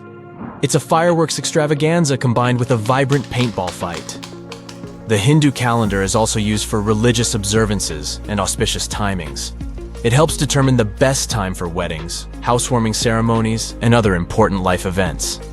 The Hindu calendar doesn't just stick to the usual 365 days. It accounts for lunar months, solar months, and even leap years. So next time you glance at a calendar, remember that it's not just a bunch of dates and numbers. It's a remarkable tool that connects us to our past and guides us into the future. Ancient calendars remind us of our shared human history and the beauty of different cultures. So let's embrace this amazing diversity. Ah, that's funny. Well, everything is when you're a giant hyena, Pachecrocuta. If you want to picture how animals from ancient times look like, just imagine them way bigger with larger and sharper teeth. And wait, like that isn't enough? Yup, you had to be one mighty beast to survive in such times when everything around you is like 5XL. This hyena was up to 3 feet tall with a weight of 400 pounds. That's the size of a modern lion and around 3 times bigger than today's hyena. The ancient one also had shorter legs, which is also the reason plenty of prehistoric creatures went extinct. Over time, they ran out of food, but couldn't run fast or long enough to catch prey. Also, they couldn't escape quickly enough if there was some bigger guy nearby. Ancient and modern hyenas have quite similar habits. Diet, meat, and meat. They both prefer to steal food from other usually smaller predators rather than go hunting on their own. And of course, they're both always smiling at everyone around. Cheese! You always somehow picture sharks as those marine animals we should be afraid of, right? Not whales. They're mostly good-natured, eating their plankton, spraying out water through that hole in their backs and stuff. And of course, they could get a little clumsy from time to time, so they turn over a ship. Anyway, they're not that into hunting humans. Well, if we all lived in the time of this 50-foot, 50-ton whale, Leviathan, I like to call toothy, let's just say going to the beach would never be the same. The beast weighed like 6 elephants and was longer than a truck. Oh yeah, about that toothy thing? This whale had teeth longer than your palm and a quite refined hunting instinct, so it went after all marine animals, including other whales too. Its only rival was the megalodon itself, the only biggest and scariest shark that ever lived on our planet. Okay, of course, this list is full of giant and dangerous animals with extra sharp teeth who you're certainly glad they went extinct. But there's also some close relative to a human ancestor here too. Hello, distant cousin? Paranthropus. So our cousin P had a big brain, well at least for those times, and good reflexes, which is why they could defend themselves against some bigger and less brainy creatures that were after them. They mostly ate plants, roots, nuts, soft fruits, young leaves, probably insects, and seeds. They were around 5 feet tall and 150 pounds in weight. Not that big compared to other prehistoric mammals, but still big enough to survive those tough times. Way to go, P! The next one is, yes, I'm very happy these things went extinct, prehistoric mammal, Gorgonopsia. They were something between mammals and reptiles with, of course, very, very big 5-inch saber-like teeth, an 18-inch long skull, and the size of a modern bear. At their beginnings, these guys were really small, no bigger than a dog. After a while, evolution did its thing and turned them into the biggest carnivores of their time, which was over 250 million years ago. I wasn't around then. Scientists still don't know if they had clear skin, fur, or scales, but they do know these beasts had rather long legs compared to the rest of their body, which means they could run much faster than many other animals from those times. Andrewsarchus, or Andy, my nickname for it, is everything you would attribute to today's predators, such as tigers, wolves, or hyenas. Only a bit more intimidating version, of course, with extremely sharp teeth. Who would have thought the biggest meat-eating mammal that ever lived is actually a part of the family where pigs, camels, and antelopes came from? It had the size of a modern bison, with a weight of at least half a ton. Andy wasn't that picky with the menu, so it went after most other animals that lived back then, which was around 40 million years ago. It seems ancient times were those where tigers or some other predators were afraid of pigs, unlike today. Yup, step back, Terminator pig, Entelodon, is on its way. Okay, research actually showed they were more like hippos, whales, and its cousin Andy. But this cool nickname has already been given, so we can't go back. Early Terminator pigs were no bigger than today's swines, but they grew to become cow-size over time. They also had short snouts, but a couple of million years later, evolution decided that's not scary enough and made their lower and upper jaws much longer. Oh, and they got an even sharper set of canines, a special How to Creep Your Rivals edition. Whew! Finally, an ancient mammal we don't have to be afraid of. Well, at least if we're not in its way, because if this giant accidentally stepped on you, squish. But at least its menu consisted of plants, so we would be safe at some point. Let me introduce you to the gentle giant thunderbeast, Brontotherium. It had quite a sturdy nasal horn, weighed 3 tons, and was 16 feet in length, which is bigger than a modern rhino.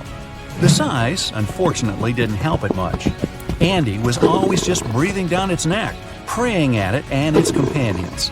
Such a list definitely can't go without the menacing saber-toothed cat. Around 4 feet long, 100 pounds, agile, completely capable of hunting in coordinated packs. But you know cats, they like to brag about the catch they got on their own. That's our Megatherion. You can find her and her companions all over the world, in Europe, Asia, North America, and Africa. Now, we often think all big cats are into running after their prey, but Megan wasn't built for speed at all, nor did it sprint after her prey like some other cats. No, she preferred to wait for the prey to get closer. She would choose a good spot, climb up some tall tree, hide, and simply chill. After a while, some innocent herbivores would go there to drink some water, and bam! Surprise! Megan's down. Her hunting style is something we see in leopards today. Teeth were her main weapon, so gotta watch out for those big upper canines. Oh, finally a name I can more easily pronounce, so I don't have to come up with my own. The giant short-faced bear. This beast could run up to 40 miles per hour. After it cornered its prey, the bear would rear up to its full height, 13 feet, so the poor animal knew nothing good was about to come. Cave bears usually prefer vegetables, but as far as this short-faced one was concerned, nah, meat is way better. It liked to hunt as well as collect what other predators would leave behind. Also, as far as is known, apparently no one ever asked this short-faced bear, "Hey, why the long face?" Leo, the prehistoric lion, Thylacoleo. Gee, sounds like a pharmaceutical. Anyway, 5 feet long, 200 pounds, insanely strong jaws, sharp teeth, long retractable claws, muscular body. Hey, it's me. No, not really. It also had a surprisingly powerful tail. Leo actually comes from the land down under, where ancestral kangaroos lived, and they also had quite strong tails to balance themselves. Okay, speaking of kangaroos, here's one small surprise: Leo's roots. You would think kangaroos, koala bears, and giant wombats were there just to live a happy life until they became someone's breakfast. But their family somehow raised an animal that looked like a saber-toothed tiger, but with bigger teeth. Yes, Leo, way to go, breaking the stereotypes. Leo was somewhere at the top of the food chain in his times, even though he had one quite strong rival, a giant monitor lizard, Megalania, or even some plus-size crocodile, Quincana. Okay, move guys, this is not a video about reptiles, wait your turn. Prehistoric age, dinosaurs ruled all over the region, making a mess, while other animals shiver in fear and hide from them. Hey, not so fast, dinos! There's Mr. R, Rappenomammus, a mysterious mammal that decided to stand up to the authorities. He showed up 130 million years ago and was a badger-like 3-foot-long animal. Doesn't sound much compared to the T-Rex and bigger dinos, but was way bigger than some of those feathery dinosaurs from the same time. Not only that, he would eat them. We don't know how exactly, but let's just say Mr. R had his own ways. I'm guessing it was for breakfast. Hey, if you think Stonehenge is one of the oldest stone monuments ever, well, let me introduce you to Göbekli Tepe. Buckle up, we gotta travel to Turkey to meet this really old guy. Yeah, he's too old to travel. Jokes aside, Göbekli Tepe, an archaeological site located in southeastern Turkey that dates back to the Neolithic period, around 10,000 BCE. It's considered to be one of the oldest and most significant archaeological discoveries in recent times. The site consists of a series of circular and rectangular structures made of stone pillars. Yeah, it does look like its younger brother Stonehenge. Some of those pillars are decorated with intricate carvings of animals and other symbols. Now, you may be wondering, hey, why on earth did they make such a fascinating building? What was its purpose? Sorry, I got no answer for that. The purpose of the site is still unknown, but it is believed to have been a ceremonial center for the ancient people who lived in the area. The discovery of Göbekli Tepe has challenged long-held beliefs about the development of human civilization, as it suggests that complex societies may have emerged much earlier than previously thought. Okay, pack your stuff, our travel's just started. Next destination, Masada. It's an ancient fortress located in Israel on a plateau overlooking the Dead Sea. Hey, look at that view, spectacular, huh? It was built by King Herod the Great in the 1st century BCE, and it was very smartly built. Within the fortress, there were various facilities such as storehouses, barracks, a palace, and a set of cisterns capable of holding approximately 40,000 cubic meters of rainwater. People living there believed that the collected runoff from a single day's rainfall could provide sustenance for over 1,000 individuals for a period of 2 to 3 years. Access to the fortress was limited to 3 steep and winding paths leading up to fortified gates. Still, at one point, the fortress was occupied by people who had fled Jerusalem after the city was captured by the Romans. They held out against the invaders for several months, but eventually they were defeated. But these guys didn't surrender. The story of Masada has become a symbol of resistance and bravery. Today, Masada is a popular tourist attraction and a UNESCO World Heritage Site. The next flight is going to be short. We're popping over to Egypt to see the Karnak Temple Complex. It's a vast ancient Egyptian temple complex located in the city of Luxor, Egypt. It was built over a period of 2,000 years and covers an area of more than 200 acres. The complex is dedicated to the worship of the deity Amun-Roka. Wait a minute, that should be Amun-Ra, and it was one of the most important religious centers in ancient Egypt. The Karnak Temple consists of several temples, chapels, and other buildings, including the Great Temple of Amun, the Temple of Khonsu, and the Temple of Ptah. Ptah! The Great Temple of Amun is the largest and most impressive temple in the complex, with massive columns, statues, and other decorations. One of the most famous features of the Karnak Temple complex is the Avenue of Sphinxes, which is a long avenue lined with Sphinx statues that leads from the entrance of the complex to the Great Temple of Amun. Another notable feature is the Hypostyle Hall, which is a massive hall with 134 columns that are over 70 feet high. The Karnak Temple complex is a popular tourist attraction and a UNESCO World Heritage Site. It's considered one of the most important archaeological sites in Egypt and provides a fascinating glimpse into the religion and culture of ancient Egypt. Hey, we can't hop on the next flight and leave Egypt until we see the Pyramid of Djoser. It has another name, by the way. It's also known as the Step Pyramid. This ancient Egyptian site is located in Saqqara. It was built during the 27th century BCE for the pharaoh Djoser by his architect Imhotep, who is considered one of the most important figures in Egyptian history. People believe this pyramid is the first monumental structure built entirely of stone and is an important example of early Egyptian architecture. The pyramid originally stood at 203 feet tall and was surrounded by a complex of buildings and courtyards.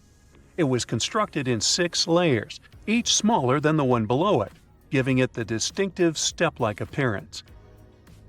The pyramid was used as a burial place for Pharaoh Djoser and was surrounded by a vast necropolis that contained the tombs of many other important officials. The Grateful Dead? The Pyramid of Djoser has several renovations and additions over the centuries, including the addition of a limestone casing that covered the original step structure. However, much of the pyramid was destroyed over time, and today only the central core remains. Despite this, it remains an important archaeological site and a popular tourist attraction in Egypt. Alrighty, we're ready to move on. There's one more pretty recent discovery we gotta see today. The Tower of Jericho was only discovered during excavations in the 1950s and 60s. It's an ancient stone tower located in the city of Jericho in the West Bank. Just like Göbekli Tepe, this one is believed to be one of the oldest stone structures in the world, dating back to approximately 8000 BCE. The tower stands at over 28 feet tall. It's made up of 2 main sections, an inner tower and an outer tower, which are connected by a series of stairs. The purpose of the Tower of Jericho is not entirely clear, but it is believed to have served as a defensive structure or a watchtower. It may have also had religious significance, as it was located near a sacred spring. The Tower of Jericho is a significant archaeological site and has provided valuable insights into the early history of human civilization. It's open to visitors and is a popular destination for tourists interested in ancient history. Now, this ancient site even got attention from Netflix, and they made a movie where the action takes place in Mohenjo-Daro. This site was a major center of the Indus Valley civilization in present-day Pakistan. Mohenjo-Daro was one of the largest cities of the ancient world, with a population estimated to have been around 40,000 in its peak. Trust me, that must have been a crazy megalopolis back then. The city was notable for its advanced urban planning, with sophisticated drainage and sanitation systems, and its impressive architecture, including the Great Bath and the Granary. Mohenjo-Daro was abandoned around 1900 BCE, and its ruins were only rediscovered in the 1920s. Today, it is a UNESCO World Heritage Site and an important archaeological site for the study of ancient South Asian civilization. We're heading to a teeny-tiny country that has quite an impressive history. Welcome to Malta. The Tzigantsia Temples are a Neolithic site located on the Mediterranean island of Gozo. They're probably one of the oldest freestanding structures in the world, dating back to around 3600 to 3200 BCE. The temples consist of two megalithic structures, each with multiple rooms and altars.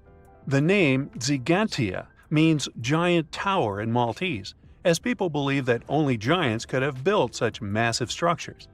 The temples are believed to have been used for religious purposes and are considered to be an important example of prehistoric architecture.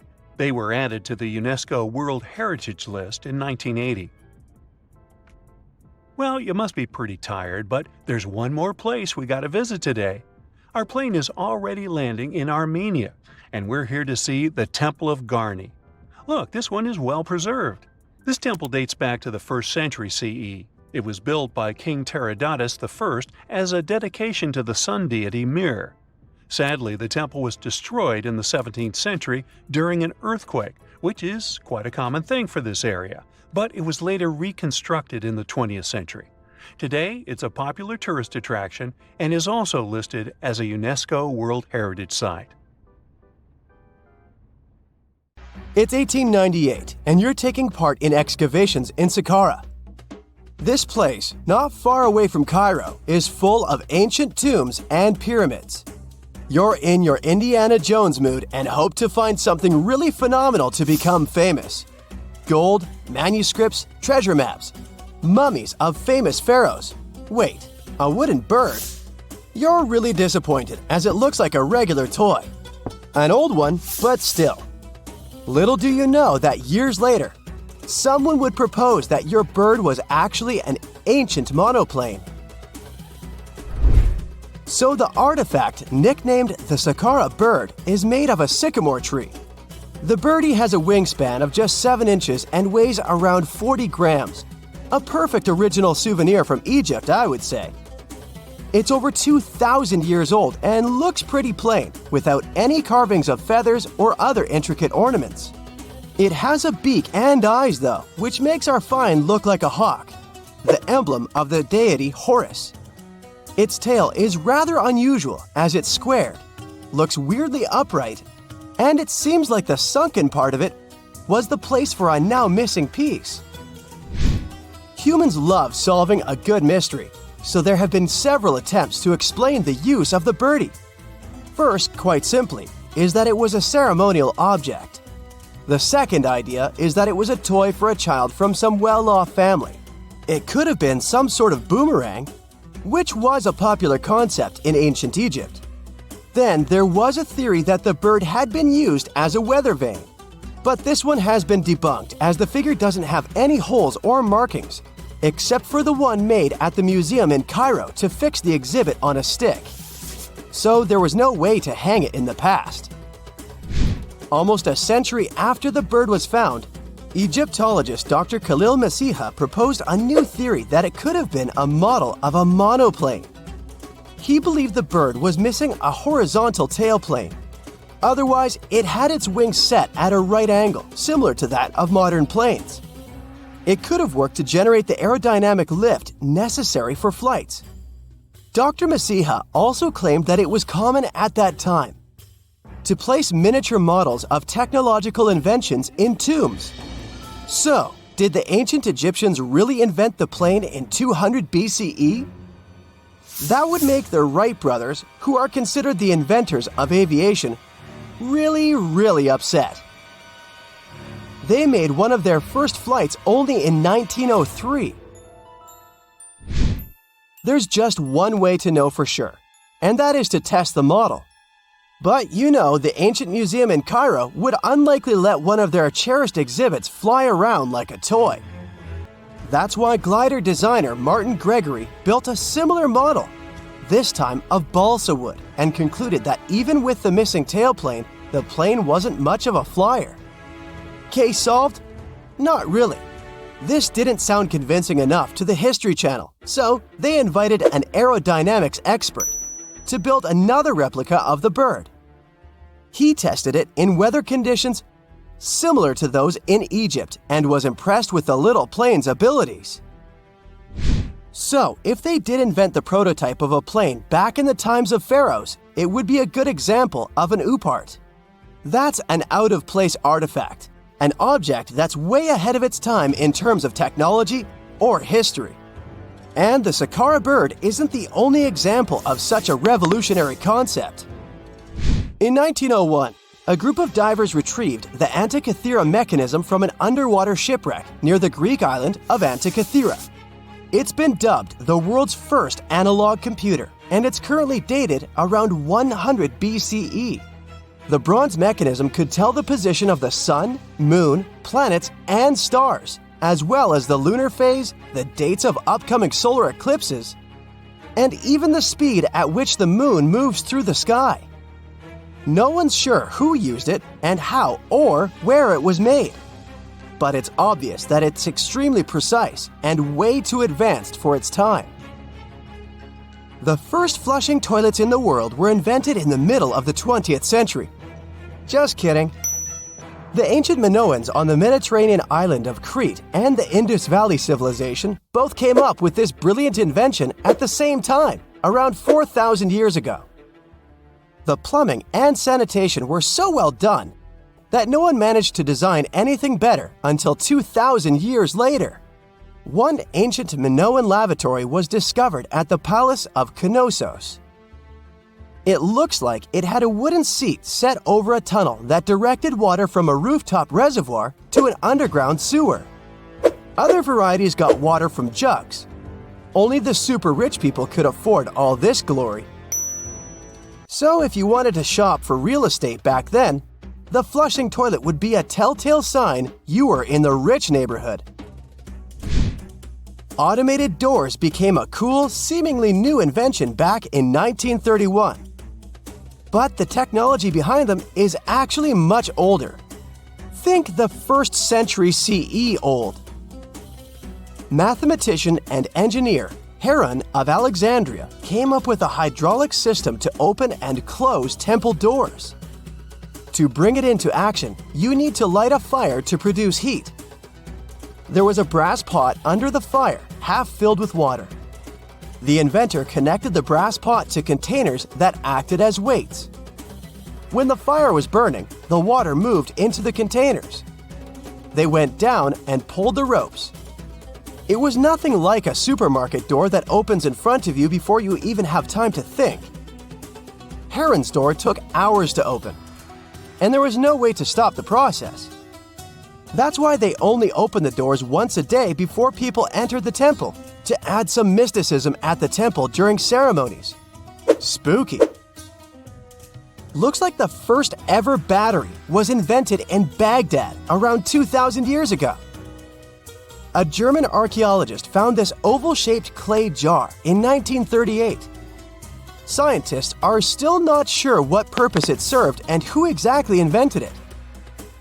There is a theory that it was used for electroplating objects with precious metals. When they filled it with a weak acid like vinegar, the battery produced around 1 volt of electricity. Another theory says it was a vessel for sacred scrolls. Would you like to buy contact lenses designed by Leonardo da Vinci himself? In 1508, he invented a glass lens with a funnel on one side. You were supposed to wear it with water inside to improve your vision. Sounds a bit uncomfortable, doesn't it? So, around a century later, French scientist René Descartes decided to improve the idea and make the cornea contact the future lenses. Contacts because they contact your eyes, get it? The glass tube with liquid did help improve vision, but blinking was sadly impossible.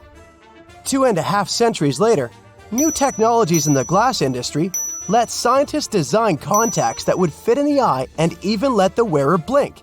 Thanks, guys! Still, those lenses were made of heavy blown glass and didn't let the eye breathe. About 50 years later, contacts became plastic, lightweight, unbreakable, and scratch-resistant, but still covering the entire eye. And then, in 1948, an English optical technician accidentally sanded down a plastic lens and figured out they'd still be in place even if they covered only the cornea. Imagine you're living in 19th century London and need to send a message to New York. It would have taken about 10 days to get there by ship. So when delivery time went from days to hours in 1858, it was a true sensation. The first message was sent by Queen Victoria herself. It was all made possible thanks to the transatlantic telegraph cable, running under the ocean. Sadly, the new cool invention only lasted a few weeks. It took years to bring it back to life. We know that the ancient Egyptians were talented enough to build something as grand as the pyramids, but were they also smart enough to measure the speed of light? There's a theory circulating online that says exactly that. If you look at these two numbers, you'll see that they match completely. The first one is the speed of light in a vacuum measured in meters, and the second one is the latitude of the Great Pyramid of Giza. So, was it done on purpose, or is it just a coincidence? Well, happily, we can tell you that it's actually just a coincidence, not another conspiracy thingy. The Great Pyramid is just one of the many places in the world that share the same latitude. And more importantly, even if the ancient Egyptians had somehow measured the speed of light and chosen to keep it a secret from the rest of the world, they wouldn't have used meters to put it down. Meters were only defined at the end of the 18th century. The builders of the pyramids used a different unit of measure called cubits. 1 cubit is equal to 1.5 feet. Cubit was based on the length of the arm from the elbow to the tip of the middle finger, and it became popular in the ancient world. So if they wanted to impress the rest of the world and set the pyramids at a point that matched the speed of light in cubits, they would have to build their iconic constructions somewhere in Europe. And then the Danish astronomer who first measured the speed of light in 1676 would have been really upset to know that someone had done it centuries before him. So, although they were ahead of their time in many aspects, the ancient Egyptians never measured the speed of light or used longitude and latitude to map their locations. The base of the Great Pyramid of Giza might seem like a perfect square, but it's actually an 8-sided structure, not 4-sided. Each of its 4 sides has a subtle concave indentation that splits it evenly from base to tip. The official version is that a British pilot was the first to notice it in 1940 while flying over the pyramid. He took a photograph that showed shadows highlighting these indentations. Some people think these lines are only visible from above and can best be seen at dawn and dusk during the spring and autumn equinoxes. This has led to a freaky theory that the ancient Egyptians might have designed the pyramids to communicate with something looking at them from above. Now, the Great Pyramid is one of only 3 pyramids that used to have a swivel door. It weighed around 20 tons, but they could still easily open it from the inside. Its precise fit made it nearly invisible from the outside, with no visible latch or handle. There were only slight variations in the exterior stone that gave out an opening. The other 2 pyramids with similar doors belonged to Khufu's father and grandfather. The Great Pyramid also has a hidden void at least 100 feet long that was only found in 2017. We still don't know what lies within the space, what purpose it served, or if it is the only space of its kind. Researchers used the same tech to see through cathedral walls, Mayan pyramids, and even volcanoes. It depends on a natural shower of subatomic particles called muons. They pass more easily through empty space than through solid materials. So if they arrange multiple muon detectors around a structure, scientists can map out its solid and empty areas. A team of scientists placed muon detectors inside the Great Pyramid and allowed them to gather data for months. Scientists have analyzed samples of the mortar used to build the pyramids many times. Although we know its composition, modern technology still can't replicate it. The mortar is mostly made from processed gypsum, but it wasn't used like the cement we use for bricks today. Instead, they used it to support the joints between the massive stones as they were set in place. The estimated amount they needed to construct the Great Pyramid was around 500,000 tons of mortar. The gypsum mortar is stronger than the stones themselves and has held up for thousands of years. Now, all four sides of the Great Pyramid are aligned with the cardinal points – north, south, east, and west. According to geologist and engineer Glenn Dash, the alignment is accurate to within 4 minutes of arc, or 1/15 of a degree. The architects managed to achieve this without modern tools like drones, blueprints, or computers. Many researchers try to explain this construction miracle. Maybe they used the pole star or the sun's shadow. Dash recently proposed a new, simpler idea. The Egyptians might have used the autumnal equinox to align the pyramids. It happens twice a year when the Earth's equator passes through the center of the sun's disk, making day and night nearly equal in length. To test his theory, Dash conducted an experiment on the 22nd of September 2016, the first day of the fall equinox. He used a special rod the Egyptians had to cast a shadow and tracked its tip at regular intervals, forming a smooth curve. By connecting 2 points of the curve with a taut string, he created an almost perfect east-west line. Dash noted that on the equinox, the shadow's tip runs in a straight line, nearly perfectly east-west, and with a slight counterclockwise error. There's a similar error in the pyramids. Although his experiment was conducted in Connecticut, Dash believes that the same method would work in Egypt. All the ancient Egyptians needed was a clear, sunny day. They could determine the fall equinox by counting 91 days from the summer solstice. But they left us few clues, and no engineering documents or architectural plans have been found that explain their methods. So they might have mapped shadows, but it's not definite. Now, scientists have long wondered how heavy stone blocks were carried to the pyramid sites, and they might finally have an answer. A research team from the University of North Carolina, Wilmington, has discovered that 31 pyramids are likely to have been built along a long-lost ancient branch of the River Nile. It's now hidden under desert and farmland. For many years, archaeologists have thought that ancient Egyptians must have used a nearby waterway to transport materials, equipment, people, and whatever else they needed to build the pyramids on the river. But up until now, they weren't certain of the location, shape, size, or proximity of this waterway to the site of the pyramids. The group of researchers used radar satellite imagery, historical maps, geophysical surveys, and sediment coring to map the river branch. They believe it was buried by a major drought and sandstorms thousands of years ago. The team managed to go below the sand surface and get images of some hidden features thanks to radar technology. They found hidden rivers and ancient structures running at the foothills of where most of the ancient Egyptian pyramids lie. The discovery of this extinct river branch helps explain the high pyramid density between Giza and Lisht, in what is now an inhospitable area of the Sahara Desert. Now, Egypt isn't the only country with the most pyramids in the world. The champion's title here goes to its southern neighbor, Sudan. It has between 200 and 255 pyramids, compared to Egypt's measly 138. They were built by members of the Kingdom of Kush, an ancient civilization that ruled the lands along the Nile River many years ago. They started erecting pyramids around 500 years after the Egyptians had stopped doing it. Their pyramids are much smaller than the Egyptian ones, but were built for the same purposes. Archaeologists are still working to find out how the pyramids in the Sudan were built, how long it took to complete them, and what happened to their society. It's nighttime, and you're about to walk inside Pharaoh Tutankhamun's final resting place. You know, King Tut. You don't have a torch, but at least you came with a flashlight. You walk down several flights of stairs and observe how the walls are carved in hieroglyphics and what looks like a spell. Those who take anything from this place will be doomed for life, the spell says. Even if you don't really believe it, this scares you a little bit. You find a huge stone door. Is it a trap? You manage to open it, but oh no, it's only an empty chamber. You check your map. It seems like you're heading in the right direction. After what feels like hours, you realize you must be trapped inside a labyrinth. You try to retrace your steps, but you can't find the door where you came in from anymore. That's it, you think to yourself. You've fallen for the Pharaoh's trap. What's worse, you didn't bring a lunch.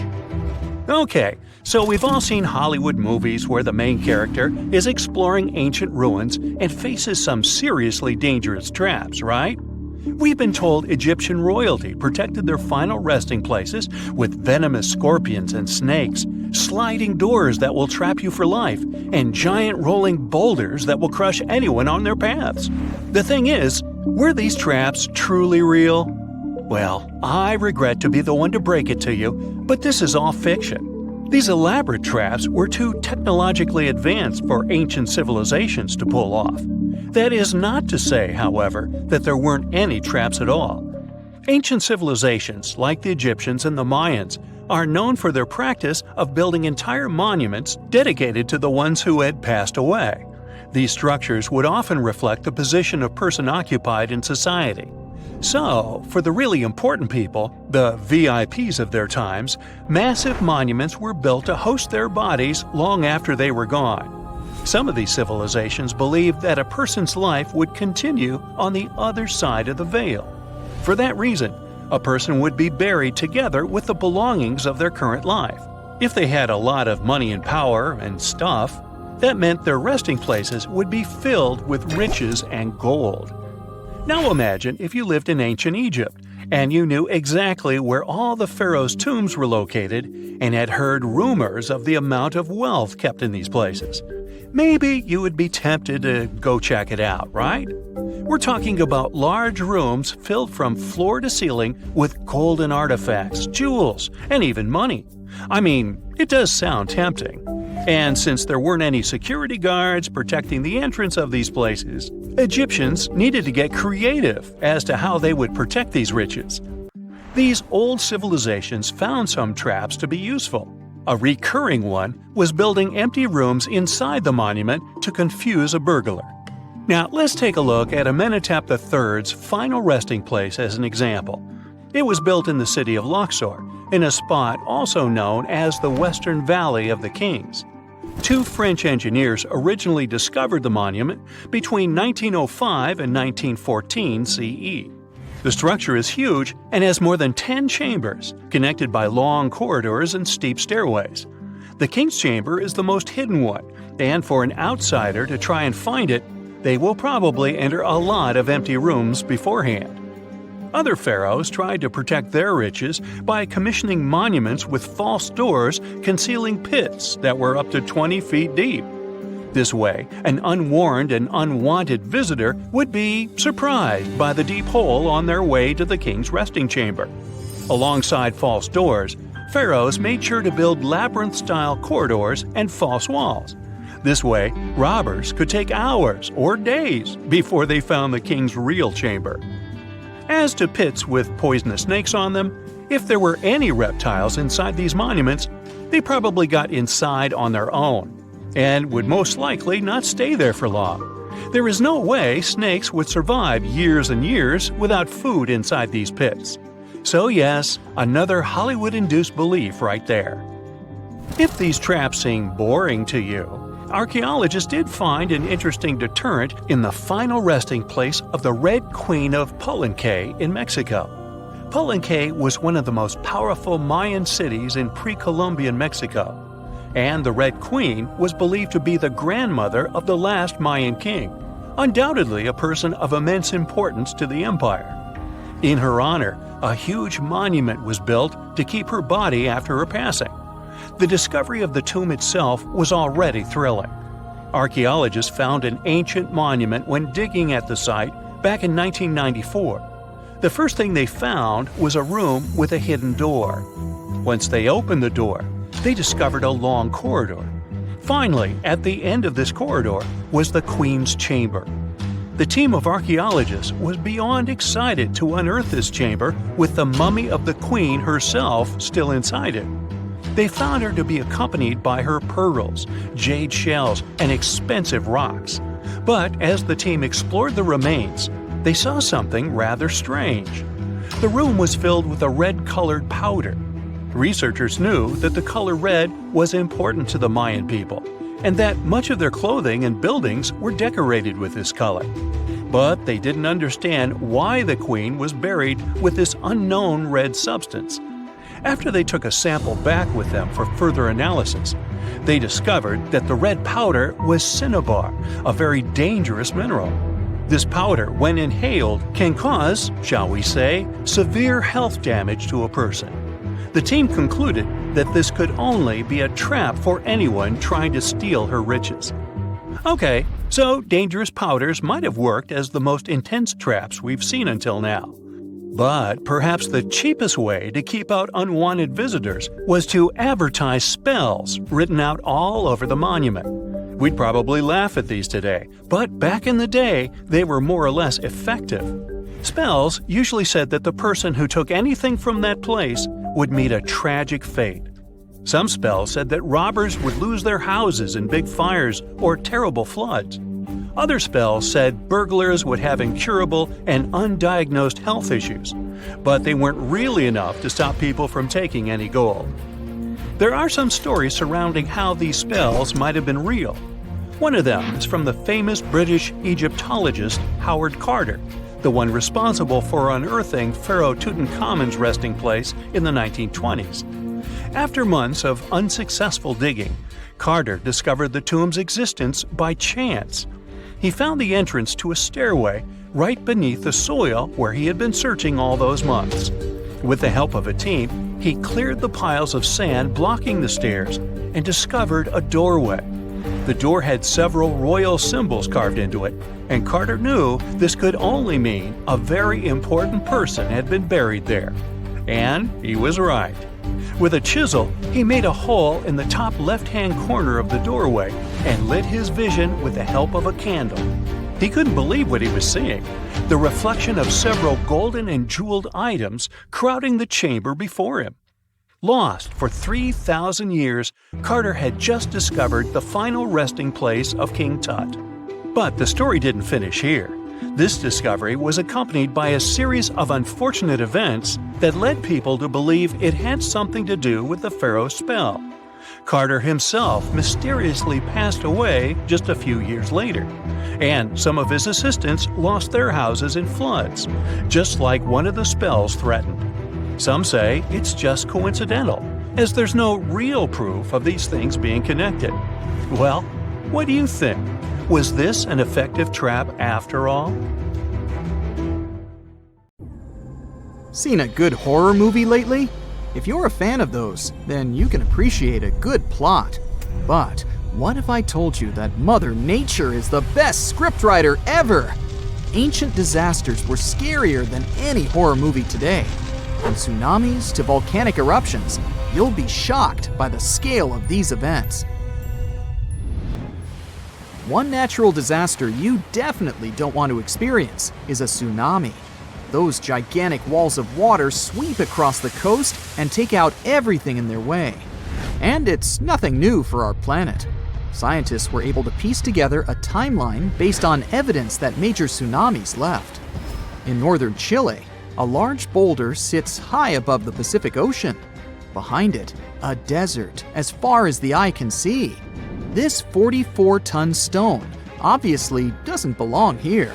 It's the result of an ancient tsunami. Waves as high as a 6-story building carried boulders like pebbles. Researchers estimate this happened in 1420. But how can they possibly know this? In the 15th century, there were no written records in the region. Time for some detective work. Archaeologists discovered that around the same time, there was a tsunami in Japan, on the other side of the Pacific Ocean. The ground shook off the coast of Chile. That's how the tsunami was created. Then the wave traveled nearly 2/5 of the Earth's circumference. That's one tireless tsunami. But this wasn't a one-time event. Evidence suggests that a similar event happened 3,800 years ago. Ancient people abandoned their coastal villages around this time. They were moving inland. How did they know it was time to go? There's evidence of erosion due to strong currents, telltale signs of an ancient tsunami. As you know from school textbooks, oxygen is 21% of the air we breathe, but it wasn't always a part of Earth's atmosphere. Oxygen was missing during the first half of our planet's lifespan. Carbon dioxide and methane were the name of the game back then. CO2 is what makes our drinks fizz, but isn't the other gas dangerous? Yes, because you can't smell methane, and that's the reason there was no life on Earth billions of years ago. So how did we get from methane to oxygen? In come the cyanobacteria. This group of microbes started to evolve some 2.7 billion years ago. These tiny microbes mastered photosynthesis, converting sunlight into energy. And the byproduct of this process was, you've guessed it, oxygen. Soon it started escaping from water into the atmosphere. There, it reacted with methane, and over time, O2 replaced it completely. Scientists named this process the Great Oxidation Event. But how could it be bad? After all, we're alive thanks to it. All that oxygen acted as a poison for anaerobic organisms. And no, these are not life forms that didn't do aerobics or Pilates. The term simply means that these microorganisms didn't need oxygen to grow. Too much oxygen, and they would be goners. And that's precisely what happened. Scientists spoke of an oxygen overshoot that changed Earth's atmosphere for good. The disappearance of most anaerobic organisms was an early example of an extinction event. They didn't like the atmosphere at the time and decided to step down. But look on the bright side. They made room for oxygen-loving humans to enter the picture. Let's go to Turkey. No, not the seaside resorts that tourists visit in the summer, but the region of Anatolia in the southeast of the country. Göbekli Tepe is the world's oldest known temple site. It dates back to the Neolithic period. Scientists found a stone pillar here that tells a tale of an ancient disaster. They presume that the pillar is commemorative. Today, humans still build similar structures to mark an important event or a person. Just one example is the Washington Memorial. It was built in honor of the first American president, George Washington. But the pillar in Turkey doesn't commemorate a happy event. Scientists believe it shows a devastating occurrence, a comet crashing into the Earth. The event must have been destructive. There are also other signs on the monument. These symbols align with the setup of the night sky stars for the year 10,950 BCE. The date astounded the researchers. It matched their earlier research of an ice core sample in Greenland. This showed that a comet fragment hit our planet around the same time. The archaeological site could have easily been an ancient observatory. And whoever worked at it observed a cataclysmic event. The impact must have been so powerful that it changed the Earth's rotational axis. That's the imaginary pole going through our planet from top to bottom. That ancient comet must have packed a punch to knock the blue planet off balance. Have you heard of the city of Tal el-Hammam in the valley of the Jordan River? The reason why your answer is probably no is that the city doesn't exist today. It completely disappeared around the year 1650 BCE. It was one of the three major cities in this part of the Middle East. Together, these three cities had a population bigger than Palm Springs today. At the time, Tal el-Hammam was a metropolis. It even had high-rises, 5-story buildings constructed using mud bricks. But archaeologists found strange markings on them. The bricks melted as they were exposed to high temperatures. Yes, sound the fire alarm. Some sort of disaster had caused a major fire. Archaeological finds pointed to a suspect for such damage: a rock from space. So, where was the crater? This comet, or an asteroid, never made it to the ground. It was traveling at high speed, so it disintegrated before hitting the ground. Such an event is called an airburst. The largest witnessed meteor airburst happened over Tunguska in the north of Asia in 1908. Scientists estimated that the airburst in Tal el-Hammam happened 2.5 miles above the city. This event released a lot of energy. Air temperature quickly rose to 3,600 degrees Fahrenheit. That's hot enough to set clothes and wood on fire in an instant. Mud bricks and tools made from metal start to melt when exposed to such heat. This would explain the evidence scientists unearthed. But there was one more find: salt.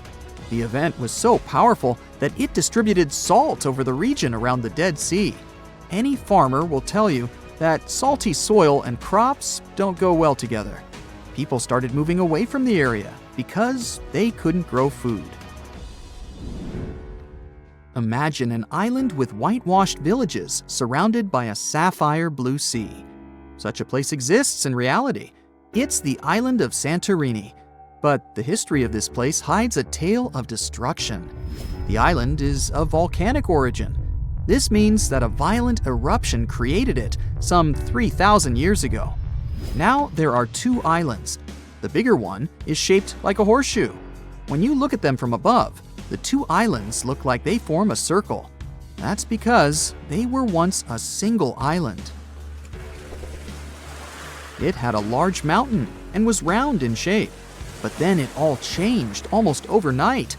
One of the largest volcanic eruptions in human history tore Santorini apart. The earth trembled, tsunamis formed, and clouds of ash filled the sky. A daunting image. People felt the eruption hundreds of miles away. When it was all over, seawater rushed into the caldera of the former volcano. That's why the water in the lagoon has such a beautiful color. Scientists know so much about Santorini's past because of an unlikely assistant: a tree.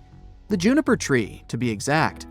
People use its aromatic wood for everything from furniture to making pencils. On the Greek island, its rings revealed the tale of the ancient eruption. As a tree grows, it doesn't only go up, it expands sideways as well. Each new layer of bark adds a ring to the trunk. It takes a year for one ring to form. And on Santorini, one ring was unnaturally pale. The scientists did the math and voila, they dated the eruption to 1560 BCE.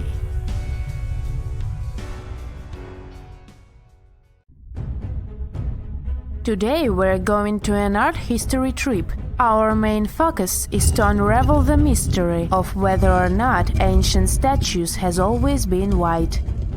We'll visit museums and even time travel to try and get a glimpse of what these statues were really like back in the day. To kick off our tour, we land in New York.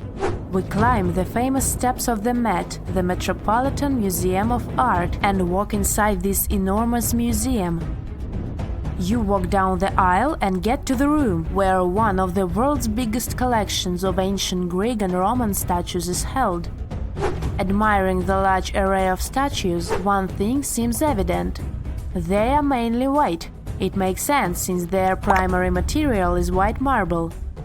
For centuries, historians, archaeologists, and researchers in general have always taken this fact for granted. Weren't these statues always white? Until recent decades, this wasn't something that people discussed. But in the 1980s, researchers unearthed an ancient Greek statue that was clearly pigmented. This new discovery made them wonder, were all ancient statues painted? Let's take a close look at this work of art. This 3rd century before the Common Era Greek statue was discovered to be almost entirely painted, still in its original form. You don't have to look too hard to notice that the statue still carries some of these original pink colors, with some shades of blue and red paint as well. The thing is, this statue is not an exception, it's the norm. As it turns out, ancient civilizations did paint their sculptures with bright and vivid colors, but somewhere along our historic timeline, this information got lost. According to researchers, pigment in sculptures was a way of bringing their representations closer to real life. We live in bright colors, so art might as well reflect that, right? Right! So let's take a few steps back to understand what happened. So why are our museum's galleries filled with white statues as far as the eye could see? You might have heard of Michelangelo. It's a famous Italian sculptor who carved the iconic David and painted the ceiling of the Sistine Chapel. Michelangelo was one of the most emblematic painters of the Renaissance.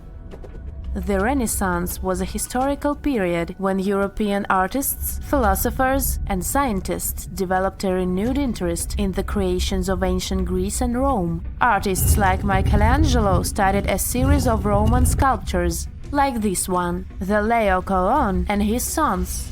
They fell in love with their lifelike figures and pristine white marble. The one thing they didn't know, and didn't have the technology to know, was if the colored pigments from those sculptures had faded. After all, they were found after years of being buried or left in the open air. It's speculated that this statue, the Laocoon, had colored snakes and mantles, for example. When the Renaissance artists set out to pay homage to ancient artists, they left their masterpieces bare too. They carved directly onto the marble and left them white, without pigmentation. Probably because that's the way they thought things were done in the old days. The works of Michelangelo and his peers influenced a whole generation of sculptors after that. So this way of doing art traveled to modern times without much questioning. However, evidence of color pigments in ancient statues is abundant. Some researchers show that scholars have known for at least a century that ancient sculptures weren't originally all white. Other studies suggest that this discovery might have happened even earlier. In early 1980s, archaeologist Vincent Brinkmann made a huge discovery. During his time as a student at the Ludwig Maximilian University in Munich, he developed a technology that was able to detect polychromy in ancient samples of Greek statues. Polychromy is an art of painting in several colors. Anyways, he was taken aback by his discovery and confused as to why and how other researchers and archaeologists weren't talking about this. As it happens, the first discovery that ancient statues weren't all that white happened a long time ago, way before Vincent was born. It happened during the unearthing of Pompeii back in the 1700s. As you may know, the city of Pompeii in southern Italy was completely covered with lava after the sudden eruption of Mount Vesuvius. The city was destroyed, but the clouds of ashes that arose from the lava managed to preserve a lot of the city's structure through time. Thankfully for art historians and archaeologists, Pompeii became a digging ground for understanding ancient Rome. Researchers found several conserved frescoes that depicted scenes of daily Roman life. In one of these paintings, an artist is seen painting a sculpture. This fact was recorded by a very famous art historian known as Johann Joachim Winckelmann. He is also considered the father of art history. Now let's take a closer look at another famous statue. To see this one in person, you'll have to fly all the way to Rome and visit the Vatican museums. The statue you're looking at is a classic representation of Caesar Augustus. In case you didn't know, he was the founder of the Roman Empire and the first emperor of Rome. He is important. The sculpture you're seeing is called the Augustus of Prima Porta. You may have seen this before, probably in a history textbook. The thing is, it's always depicted in its white marble form. But according to an archaeological finding from the 1860s, the original statue was way much more colorful than that. According to archaeologists, the statue of Augustus de Prima Porta has a crimson tunic, yellow armor, and a purple mantle. It's important to keep in mind that colors weren't made artificially as they are today. Artists could only produce color from natural resources, so purple, for example, was an extremely difficult color to make. Back in the day, they derived purple from the mucus of a rare species of snail, meaning that anyone who used the color purple to pigment their art and clothes was powerful and wealthy. Well, this looked like enough proof for me that ancient statues weren't always white. But as we can judge by the look of our modern museums, there didn't seem to exist enough interest in the art community to further explore polychromy on the ancient statues. But remember that archaeologist we talked about, Brinkman?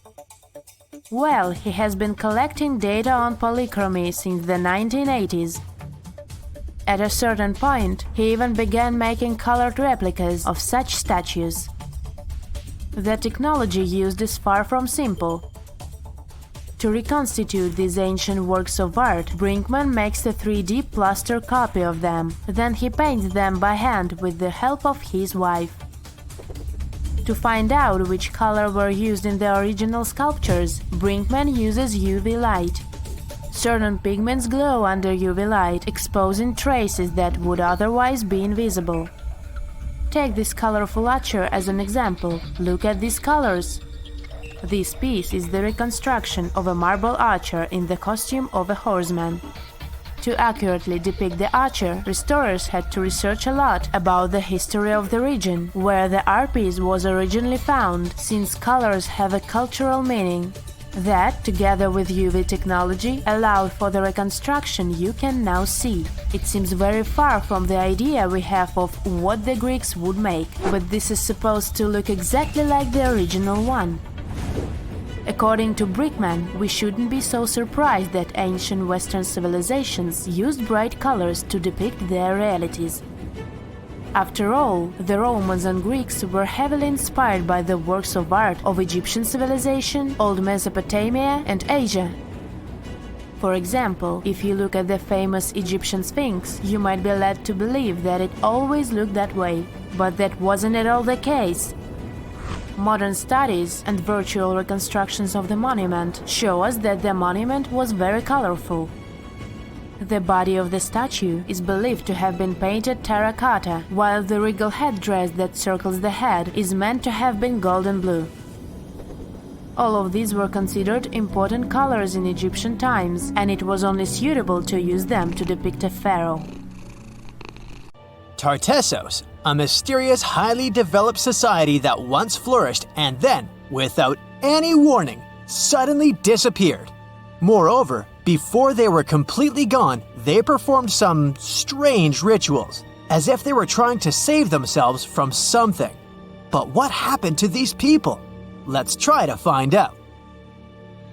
Let's go to the southwest of Spain, to about 2,500 years ago. Once, there was a beautiful city here, a trade center of Tartessos. Imagine the temple in the middle of a deserted town. A breathtaking, monumental two-story building. There's a thick smell of frying meat in the air, and the smoke from its frying rises high into the sky, covering the patterns of the sanctuary. The sun has already set, and it's time to prepare for the ritual. We enter the ancient monumental hall. Inside, hundreds of people gather around a long wooden table lined with delicate ceramics and bronze bowls. They feast and drink. These people have much more fun than the animals outside the building. These animals are being prepared for the ritual. Horses, cows, pigs, donkeys, even dogs. All of them were brought here to appease the deities. And what happens after the ritual itself is even crazier. At the end of the ceremony, people take torches and set fire to the whole building. Everything turns to ashes and coals. And when the last embers fade away, they take shovels and begin to bury this place.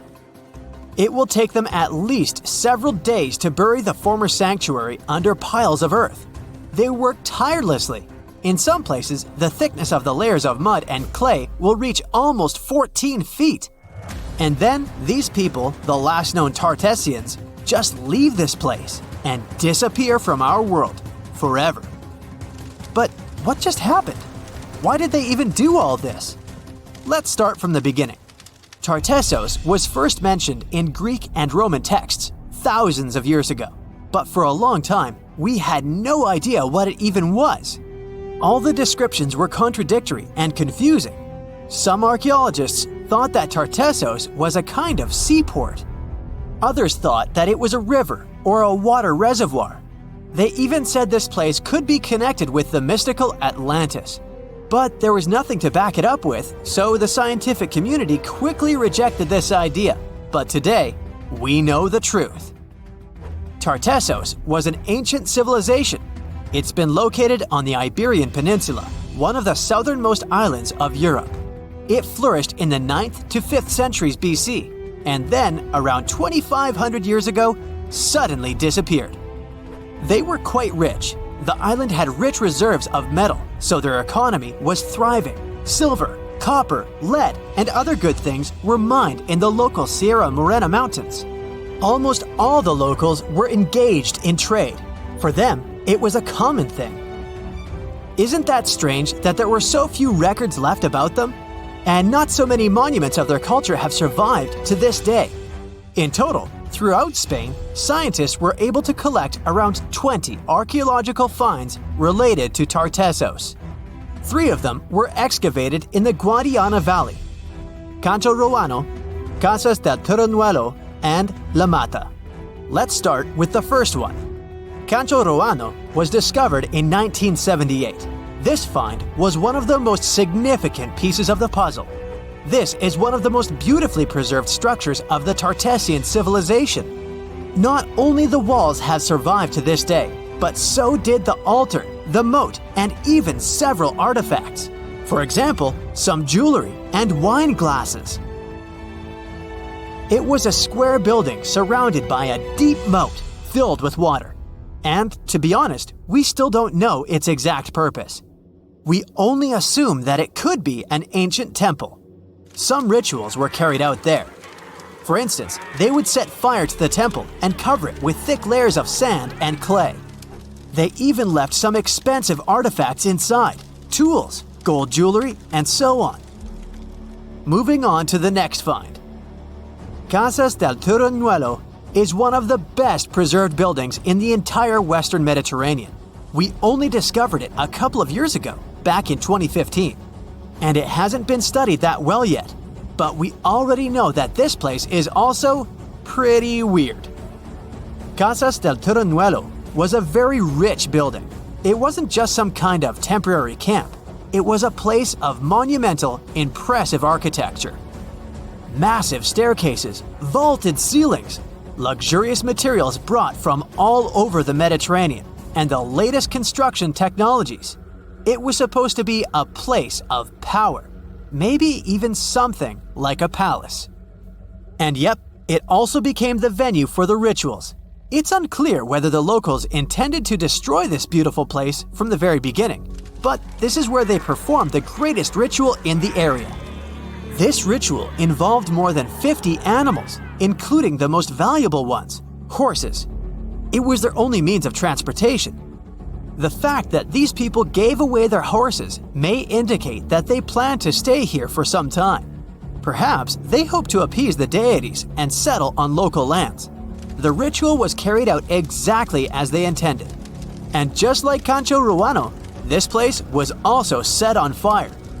When the ritual ended, the locals buried this place and left, disappearing into the countryside of the Iberian Peninsula. Now it's an abandoned and quiet place. Just like Cancho Ruano, it's been standing here untouched for more than 2,000 years. The last find is La Mata, which was discovered much earlier than the other two, back in 1930. The resemblance between all of them was striking. La Mata had the same fate. It was burned and forgotten for centuries. All of this is very strange and mysterious. It seems like the locals were fleeing from something. Perhaps something happened that made them start building these banquet halls and arranging large-scale rituals. They thought that their deities turned away from them and tried to appease them. But unfortunately, it didn't work. As a result, they were forced to leave their temples and soon disappeared altogether forever. And by the way, Why did they disappear at all? Well, this is another mystery of this civilization. One of the most important questions is, did they know that they were going to disappear? Or was it something unexpected? Did they suffer some kind of sudden catastrophe from which they were trying to escape? Or something else? Scientists have several theories on this. The first theory says that there may have been several major earthquakes and subsequent tsunamis in this region. These natural disasters destroyed local settlements and severely demoralized the survivors. Perhaps they were looking for salvation from this. Another theory is that there were some problems with trading. Since they were rich in metal and lived off their economy, any problems in it could lead to big troubles. If they had some kind of mining crisis, then relations between different nations could worsen greatly, and things could get pretty nasty. The truth probably lies somewhere in the middle. The most current theory says that around the 6th century BC, a large-scale tsunami hit the port. This greatly damaged the economy, which worsened the relationship between Tartessos and its neighbors. In any case, this seems to be speculation. This place is like a dream come true for archaeologists. It stores a huge amount of information and secrets that we have yet to unravel. The Tartessians had no idea that by burying their artifacts, they were making a real gift to the scientists of the future. And while scientists continue to study them, we can check out the stuff they have already discovered. History lovers can see Tartessian tools, horse figurines, and decorated ivory in the Archaeological Museum of Badajoz. Let's hope that in the future, scientists will learn more interesting things about this civilization, and we'll finally find out what happened to them. So how come the world is still talking about a statue that only existed for a mere 54 years over 2,000 years ago? What made this impressive ancient construction so remarkable that we're still discussing it? I'm talking about the Colossus of Rhodes, of course. It's considered to be one of the 7 wonders of the ancient world, along with the Great Pyramid of Giza or the Gardens of Babylon. There are a lot of mysteries surrounding this ancient statue, but let's look at some of the facts first, shall we? What we do know is that the local Rhodians decided to start a massive project once a Macedonian siege over their island was over. In other words, it was their way of honoring the higher powers for their victory. Using a lot of material left behind by the Macedonians, they started the construction of the Colossus, which is estimated to have taken about 12 years. Most contemporary descriptions of the sculpture agree that it stood about 105 feet tall. Now, just to compare, that's about the size of the Statue of Liberty today, which is 151 feet tall. It may not seem like a lot. I mean, Lady Liberty is currently ranked as the 52nd tallest statue in the world. The champion here would be the Statue of Unity in India, standing proud at an astonishing 597 feet. But for ancient times, that was quite an accomplishment. But is the similar height the only connection between the Colossus of Rhodes and the Statue of Liberty? Not really. We do know that they both also refer to Lady Liberty as the modern Colossus, since both statues were constructed as a symbol of liberation.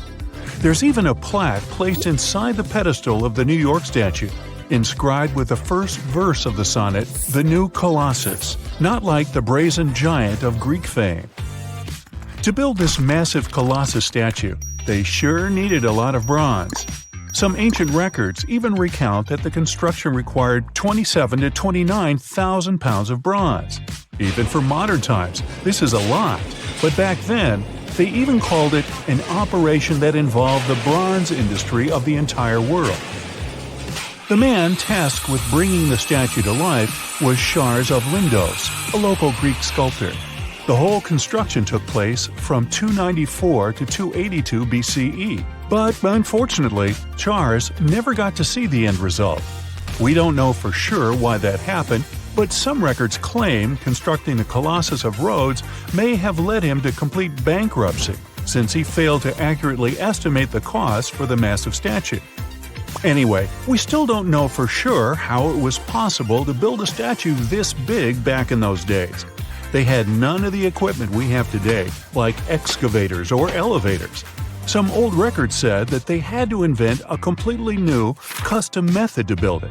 It all happened on the location, put together piece by piece. They supposedly split the statue into many different sections, and the first one to be constructed was the feet. Once each section was done, huge mounds of earth were placed around it, so they could continue working on the next section above. However, these records were made more than 100 years after the Colossus was finished, so there's little we can say about the accuracy of this information. In all those 12 years, the local Greeks worked around the clock to build the Colossus of Rhodes. They started with a white marble base that they placed at the statue's feet. They then continued with some sort of an iron skeleton, to which they attached the bronze plates. Why did they choose bronze, though? Well, that was more for practical reasons, since bronze is stronger than iron and it can also sustain extreme weather conditions.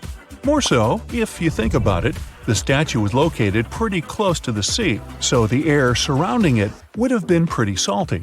That's why they needed to make it out of quite sturdy material. And what about the location? Well, that's something that has been up for debate for a long time. Researchers initially believed that the statue stood with each leg on either side of the Mandrake Harbor, one of many in the city of Rhodes, basically straddling its entrance. As imposing as that may sound, it was likely not the case. First of all, that would have meant the harbor would have to have been closed for the whole duration of the construction, which doesn't seem to match all the other records. More so, after the statue had fallen, it would have probably blocked the entirety of the harbor, which again doesn't seem to be mentioned anywhere. Most recent depictions say that it most likely stood either on the eastern side of the Mandrake Harbor or maybe even further inland. So, what happened to this impressive structure? Is there really nothing left of it to this day?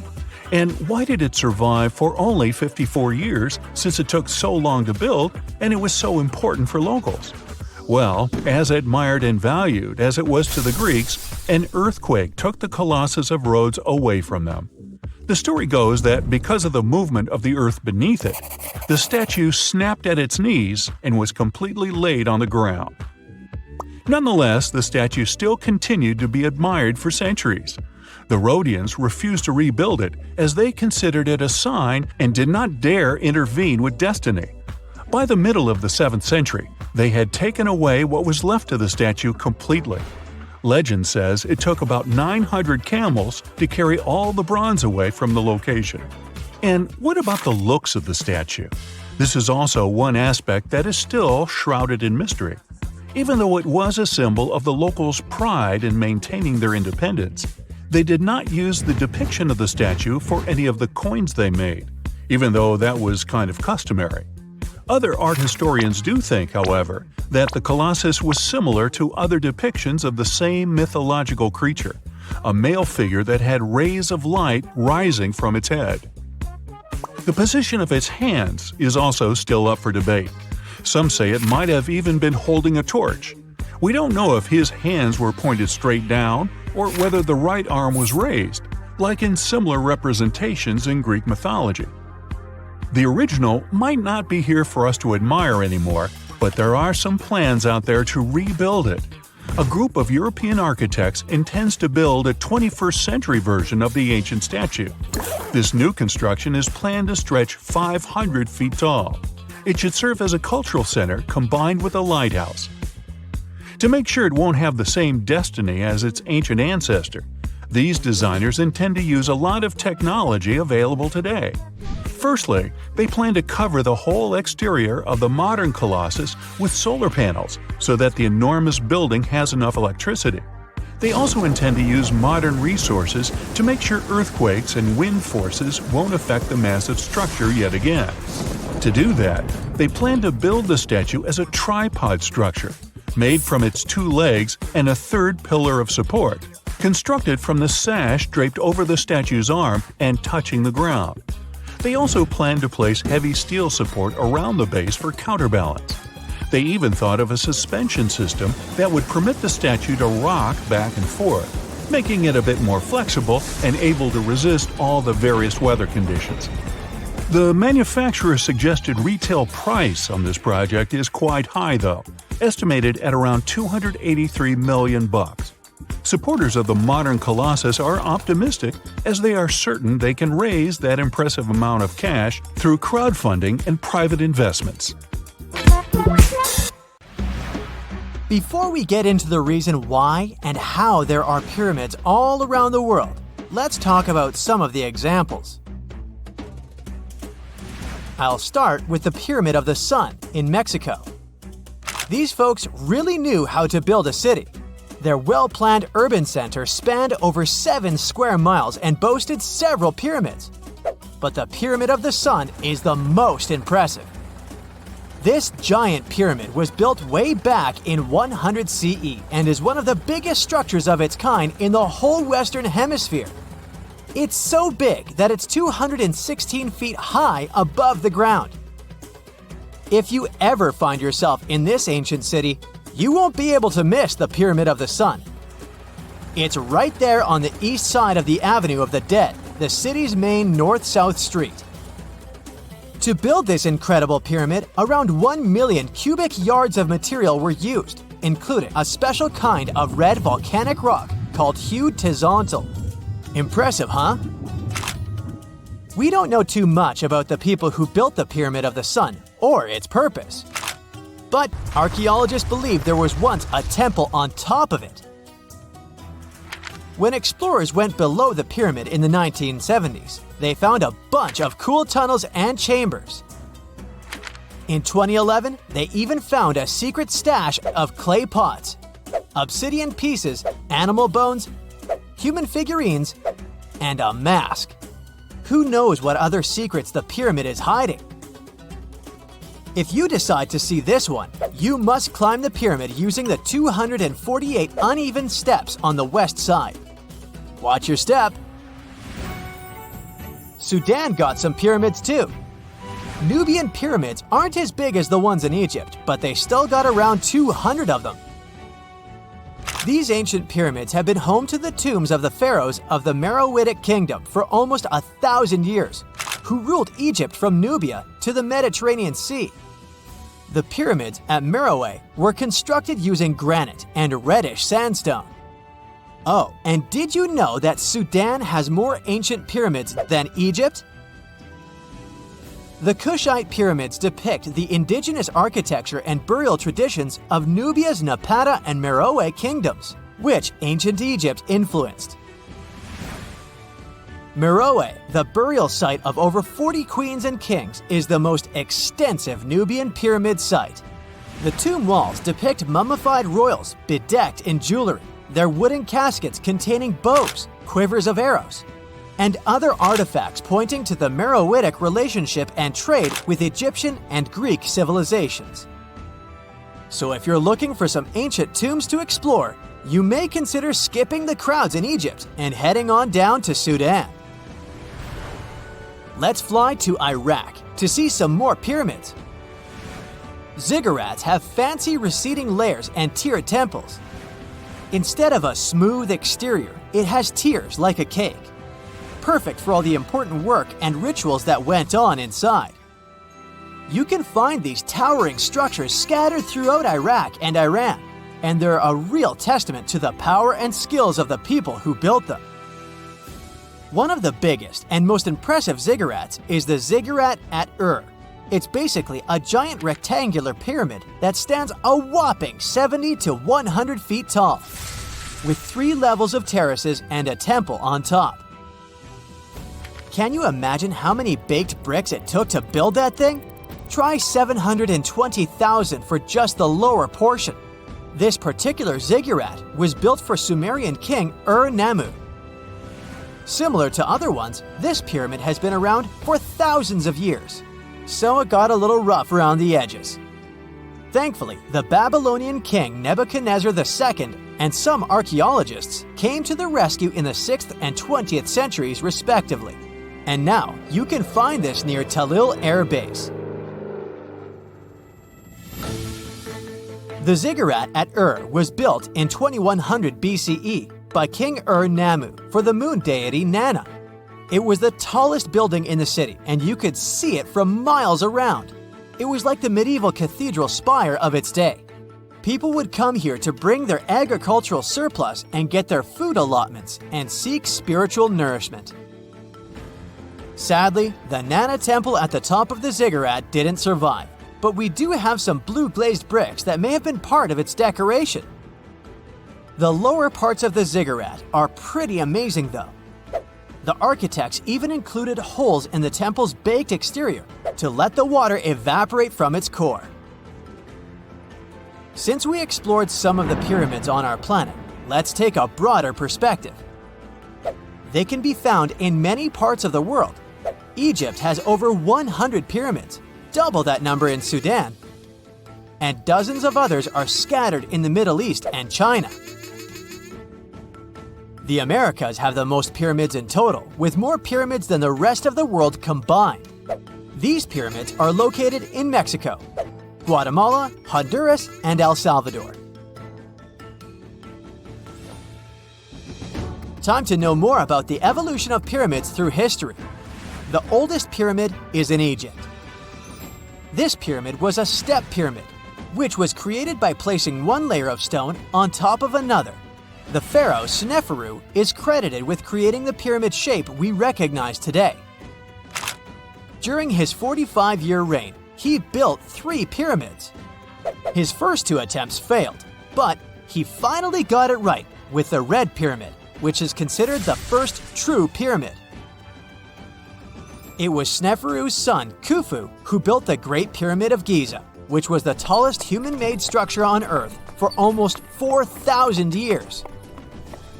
Latin American pyramids are similar to early Egyptian step pyramids, but they were built independently with no knowledge of each other. The pyramids in Sudan were built around 700 BCE and are tall but much narrower than those in Egypt. How in the world did all these civilizations build these things without even texting each other? After all, the Aztecs, Mayans, and ancient Egyptians were about as different as possible. But despite their cultural differences, they all seem to agree on one thing. Pyramids were pretty cool. Step pyramids are all around the world because they were the most feasible and stable way to build large and tall structures without access to lighter building materials like wood and metal. The triangular form with a square base is the best way to build a sturdy structure, and having a cube structure would require more material for less height. Now, when it comes to pyramid design, the Egyptian pyramids were like giant triangles with a square base, smooth sides, and a pointy top. On the other hand, the Aztecs and Mayans went for a tiered cake look, with steps leading up to a flat platform on top. So, while all these pyramids share the same basic shape, they have their own unique flair. Each group built its pyramids using different materials, techniques, and slope angles. So while they may have been inspired by each other's work occasionally, they were just doing their own thing. Egyptian pyramids had smooth, angled sides that were designed to help the pharaoh's soul ascend to heaven. The Pyramid of the Sun was built over a series of caves that served as a passageway for the deities. The Maya built the temple of Kukulkan in Chichen Itza to honor the deity Kukulkan, usually represented by a serpent. Nicknamed El Castillo, it has 91 steps on each side, plus a platform. That's 365 steps, one for each day of the Mayan calendar. Tell me, Brightsiders, how were pyramids built? To begin with, humans made them, not a foreign race from space that landed on Earth. You see, one thing that all pyramids have in common is that they were built without advanced tools or even the wheel. It took a lot of people to build them, including skilled laborers and architects. For example, it's estimated that 20,000 people built the Great Pyramid of Giza, and it's believed that most of them were skilled laborers. Building pyramids was a massive undertaking that required years of planning and effort. The Great Pyramid at Cholula, Mexico, took 600 years to complete. Imagine you could spend an entire week scanning ancient ruins, in taking photographs of the world's most surreal archaeological sites. Would you be up for it? So, let's do some digging. The first stop on your busy itinerary is Southeast Asia. It's home to some pretty cool ruins. You start in Bagan, located in the hinterlands of Myanmar. There are many ways to visit the site, and you're glad you've booked 2 different experiences. The first one is a hot air balloon trip at sunrise. Right before dawn, you board the balloon, and as soon as the sun starts to appear on the horizon, you begin your flight over the marvelous area. As the sun rises, it glistens on more than 2,000 conic-shaped golden structures. The hot air balloon ride is quick, but it gives you unparalleled views of all the 40 miles over which the site sprawls. Back on land, you rent a bicycle and roam the village of ruins. Some of them are open and allow you to peep inside. These magnificent ruins were built between the 11th and 13th century CE and were mainly places of worship. There were originally over 10,000 buildings, but they were gradually deteriorating over time due to earthquakes. Thankfully, the site became a UNESCO World Heritage Site back in 2015 and has since been preserved. Up next, you catch a flight to Cambodia. You take some time to visit Angkor, the world-famous archaeological site nestled deep within the jungle. Good thing you've brought bug spray with you. The city of Angkor was once the capital of the Khmer Empire from the 9th to 15th century. FYI, the word Angkor means capital city in the Khmer language. The city was founded by King Yasovarman I, and it became one of the largest cities in the pre-industrial world. Researchers say nearly 1 million people lived there. Until today, Angkor is admired for its stunning architecture. The Khmer style is recognized in the use of huge blocks of sandstone. The towers are believed to have been once decorated with gold. But today, the site is a maze of vine-covered temples. The city was abandoned in 1431 and wasn't rediscovered until the 1840s. Oh, and just so you know, this is also a UNESCO Heritage Site. It became one in 1992, in case you want to brag to your friends about your culturally rich adventures in the future. Now, your trip continues in Egypt. You're here to visit the Karnak Temple in the city of Luxor. You opt for the most unusual way to get to Luxor. That is, a boat ride down the Nile River. Leaving Cairo, you head south until you reach the famous ancient city. Luxor was once the capital of Egypt and a true hub of power and wealth. That is why the Karnak complex is such a great archaeological site. You choose to visit it at night, and still at the entrance, you are struck by the site's beauty. In the evening, artificial lights cast a golden glow on the temple statues and stone columns. The temple is huge and was built mainly around the 18th and 19th centuries BCE. Each Egyptian pharaoh from that period left their own architectural mark on the site. The highlight of this tour is taking a walk through the Avenue of Sphinxes and discovering the Great Hypostyle Hall. This hall is filled with towering pylons and solid sandstone columns, a true wonder. From Egypt, you head down to Jordan. Now, if you like terracotta landscapes, you've come to the right place. The city of Petra is a marvel of the ancient world. Located in Jordan's desert, the city was a commercial hub back in the 4th century BCE. The Nabateans, an Arab Bedouin tribe, lived in the so-called Rose City and thrived for many years, having accumulated a significant amount of wealth. The city was known for its innovative water management system, which made the region inhabitable. And yes, you'll catch a glimpse of its ruins on your tour. The rock-carved gate-like structure Petra is famous for what is called the Pharaoh's Treasury. It stands at the main entrance to the site and is said to have a treasure hidden beneath it. Don't forget to stand right beneath it and take one of those classic pictures for social media. Once Petra has been ticked off the list, you fly to southern Europe. More specifically, to the tip of the Italian boot. You have a day trip scheduled to visit the ruins of Pompeii. Pompeii can be reached by car from the city of Naples. It's home to the eerie yet well-preserved ruins of a city called Pompeii. that was once engulfed by lava. When Mount Vesuvius erupted in 79 CE, it left the city of Pompeii completely buried under millions of tons of volcanic ash. The ancient city was first discovered by beneath the volcanic rock in the 16th century, but it was first cleared from debris in the 1870s. Today, you'll be able to walk down the streets of these ancient Roman ruins and imagine what the town looked like in its heyday. Pompeii was a vibrant and rich municipality. The site's ruins revealed that many areas of Pompeii had boasted impressive bakeries, markets, and even houses with balconies, which were a sign of great wealth at the time. And believe it or not, even some artworks survived the eruption. Archaeologists found well-preserved frescoes and murals with mythological creatures. All this indicates that members of the high society lived there. The city even had thermal baths and showers made from luxurious materials. While you're still in Europe, you'll hop over to visit the iconic Stonehenge. It's a perfect day trip if you stay in the city of London, just a short train journey away.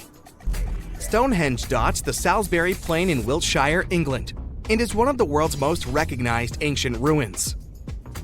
More than 5,000 years old, these curious stone rings are some of the oldest stone structures on the planet. Created out of sandstone, they are shrouded in misery. Who built them and why is still largely unknown. Popular theories claim that Stonehenge was used as a great solar calendar, built to help people keep track of days, weeks, and months. Talk about hard work to create a mere calendar, huh? In the final leg of your trip, we'll take you to explore the Southern Americas. In Guatemala, in Central America, you'll find ancient Mayan ruins. The lost city of Tikal is a city made of 3,000 buildings, the remains of the capital of the Mayan Empire. You can compare its importance to such cities as London or New York today. The North Acropolis is Tikal's most ancient complex of monuments. Built solely by human hands in 350 BCE, it served as the resting place of kings and chiefs. Back in the day, the step pyramid temples were painted a beautiful red. Mayans loved that color. Today, of course, you'll only see the limestone. You might wonder what made such a great city turn into ruins. Well, archaeologists have no clue about the cause of Tikal's decline. Until today, this question remains unanswered. Was it a drought? Disease? Maybe we'll never know. Are you in the mood for some Mayan ruins? Chichen Itza is an archaeological site with the best preserved pyramids on Earth. Located in Mexico's Yucatan state, this Mayan city is well over 1,500 years old. At its peak, it was home to 35,000 people. The site covers 1.9 square miles and has many ruins spread throughout it. The highlight is El Castilla, a tremendous step temple, rising 80 feet above the ground. Its most peculiar feature is that it has 91 steps on each of its 4 sides, including the upper platform, which makes for 365 steps, the same as the number of days in the solar year. Phew, what an intense trip. Time to head home now and soak it all in. See you next time. That's it for today. So hey, if you pacified your curiosity, then give the video a like and share it with your friends. Or if you want more, just click on these videos and stay on the bright side.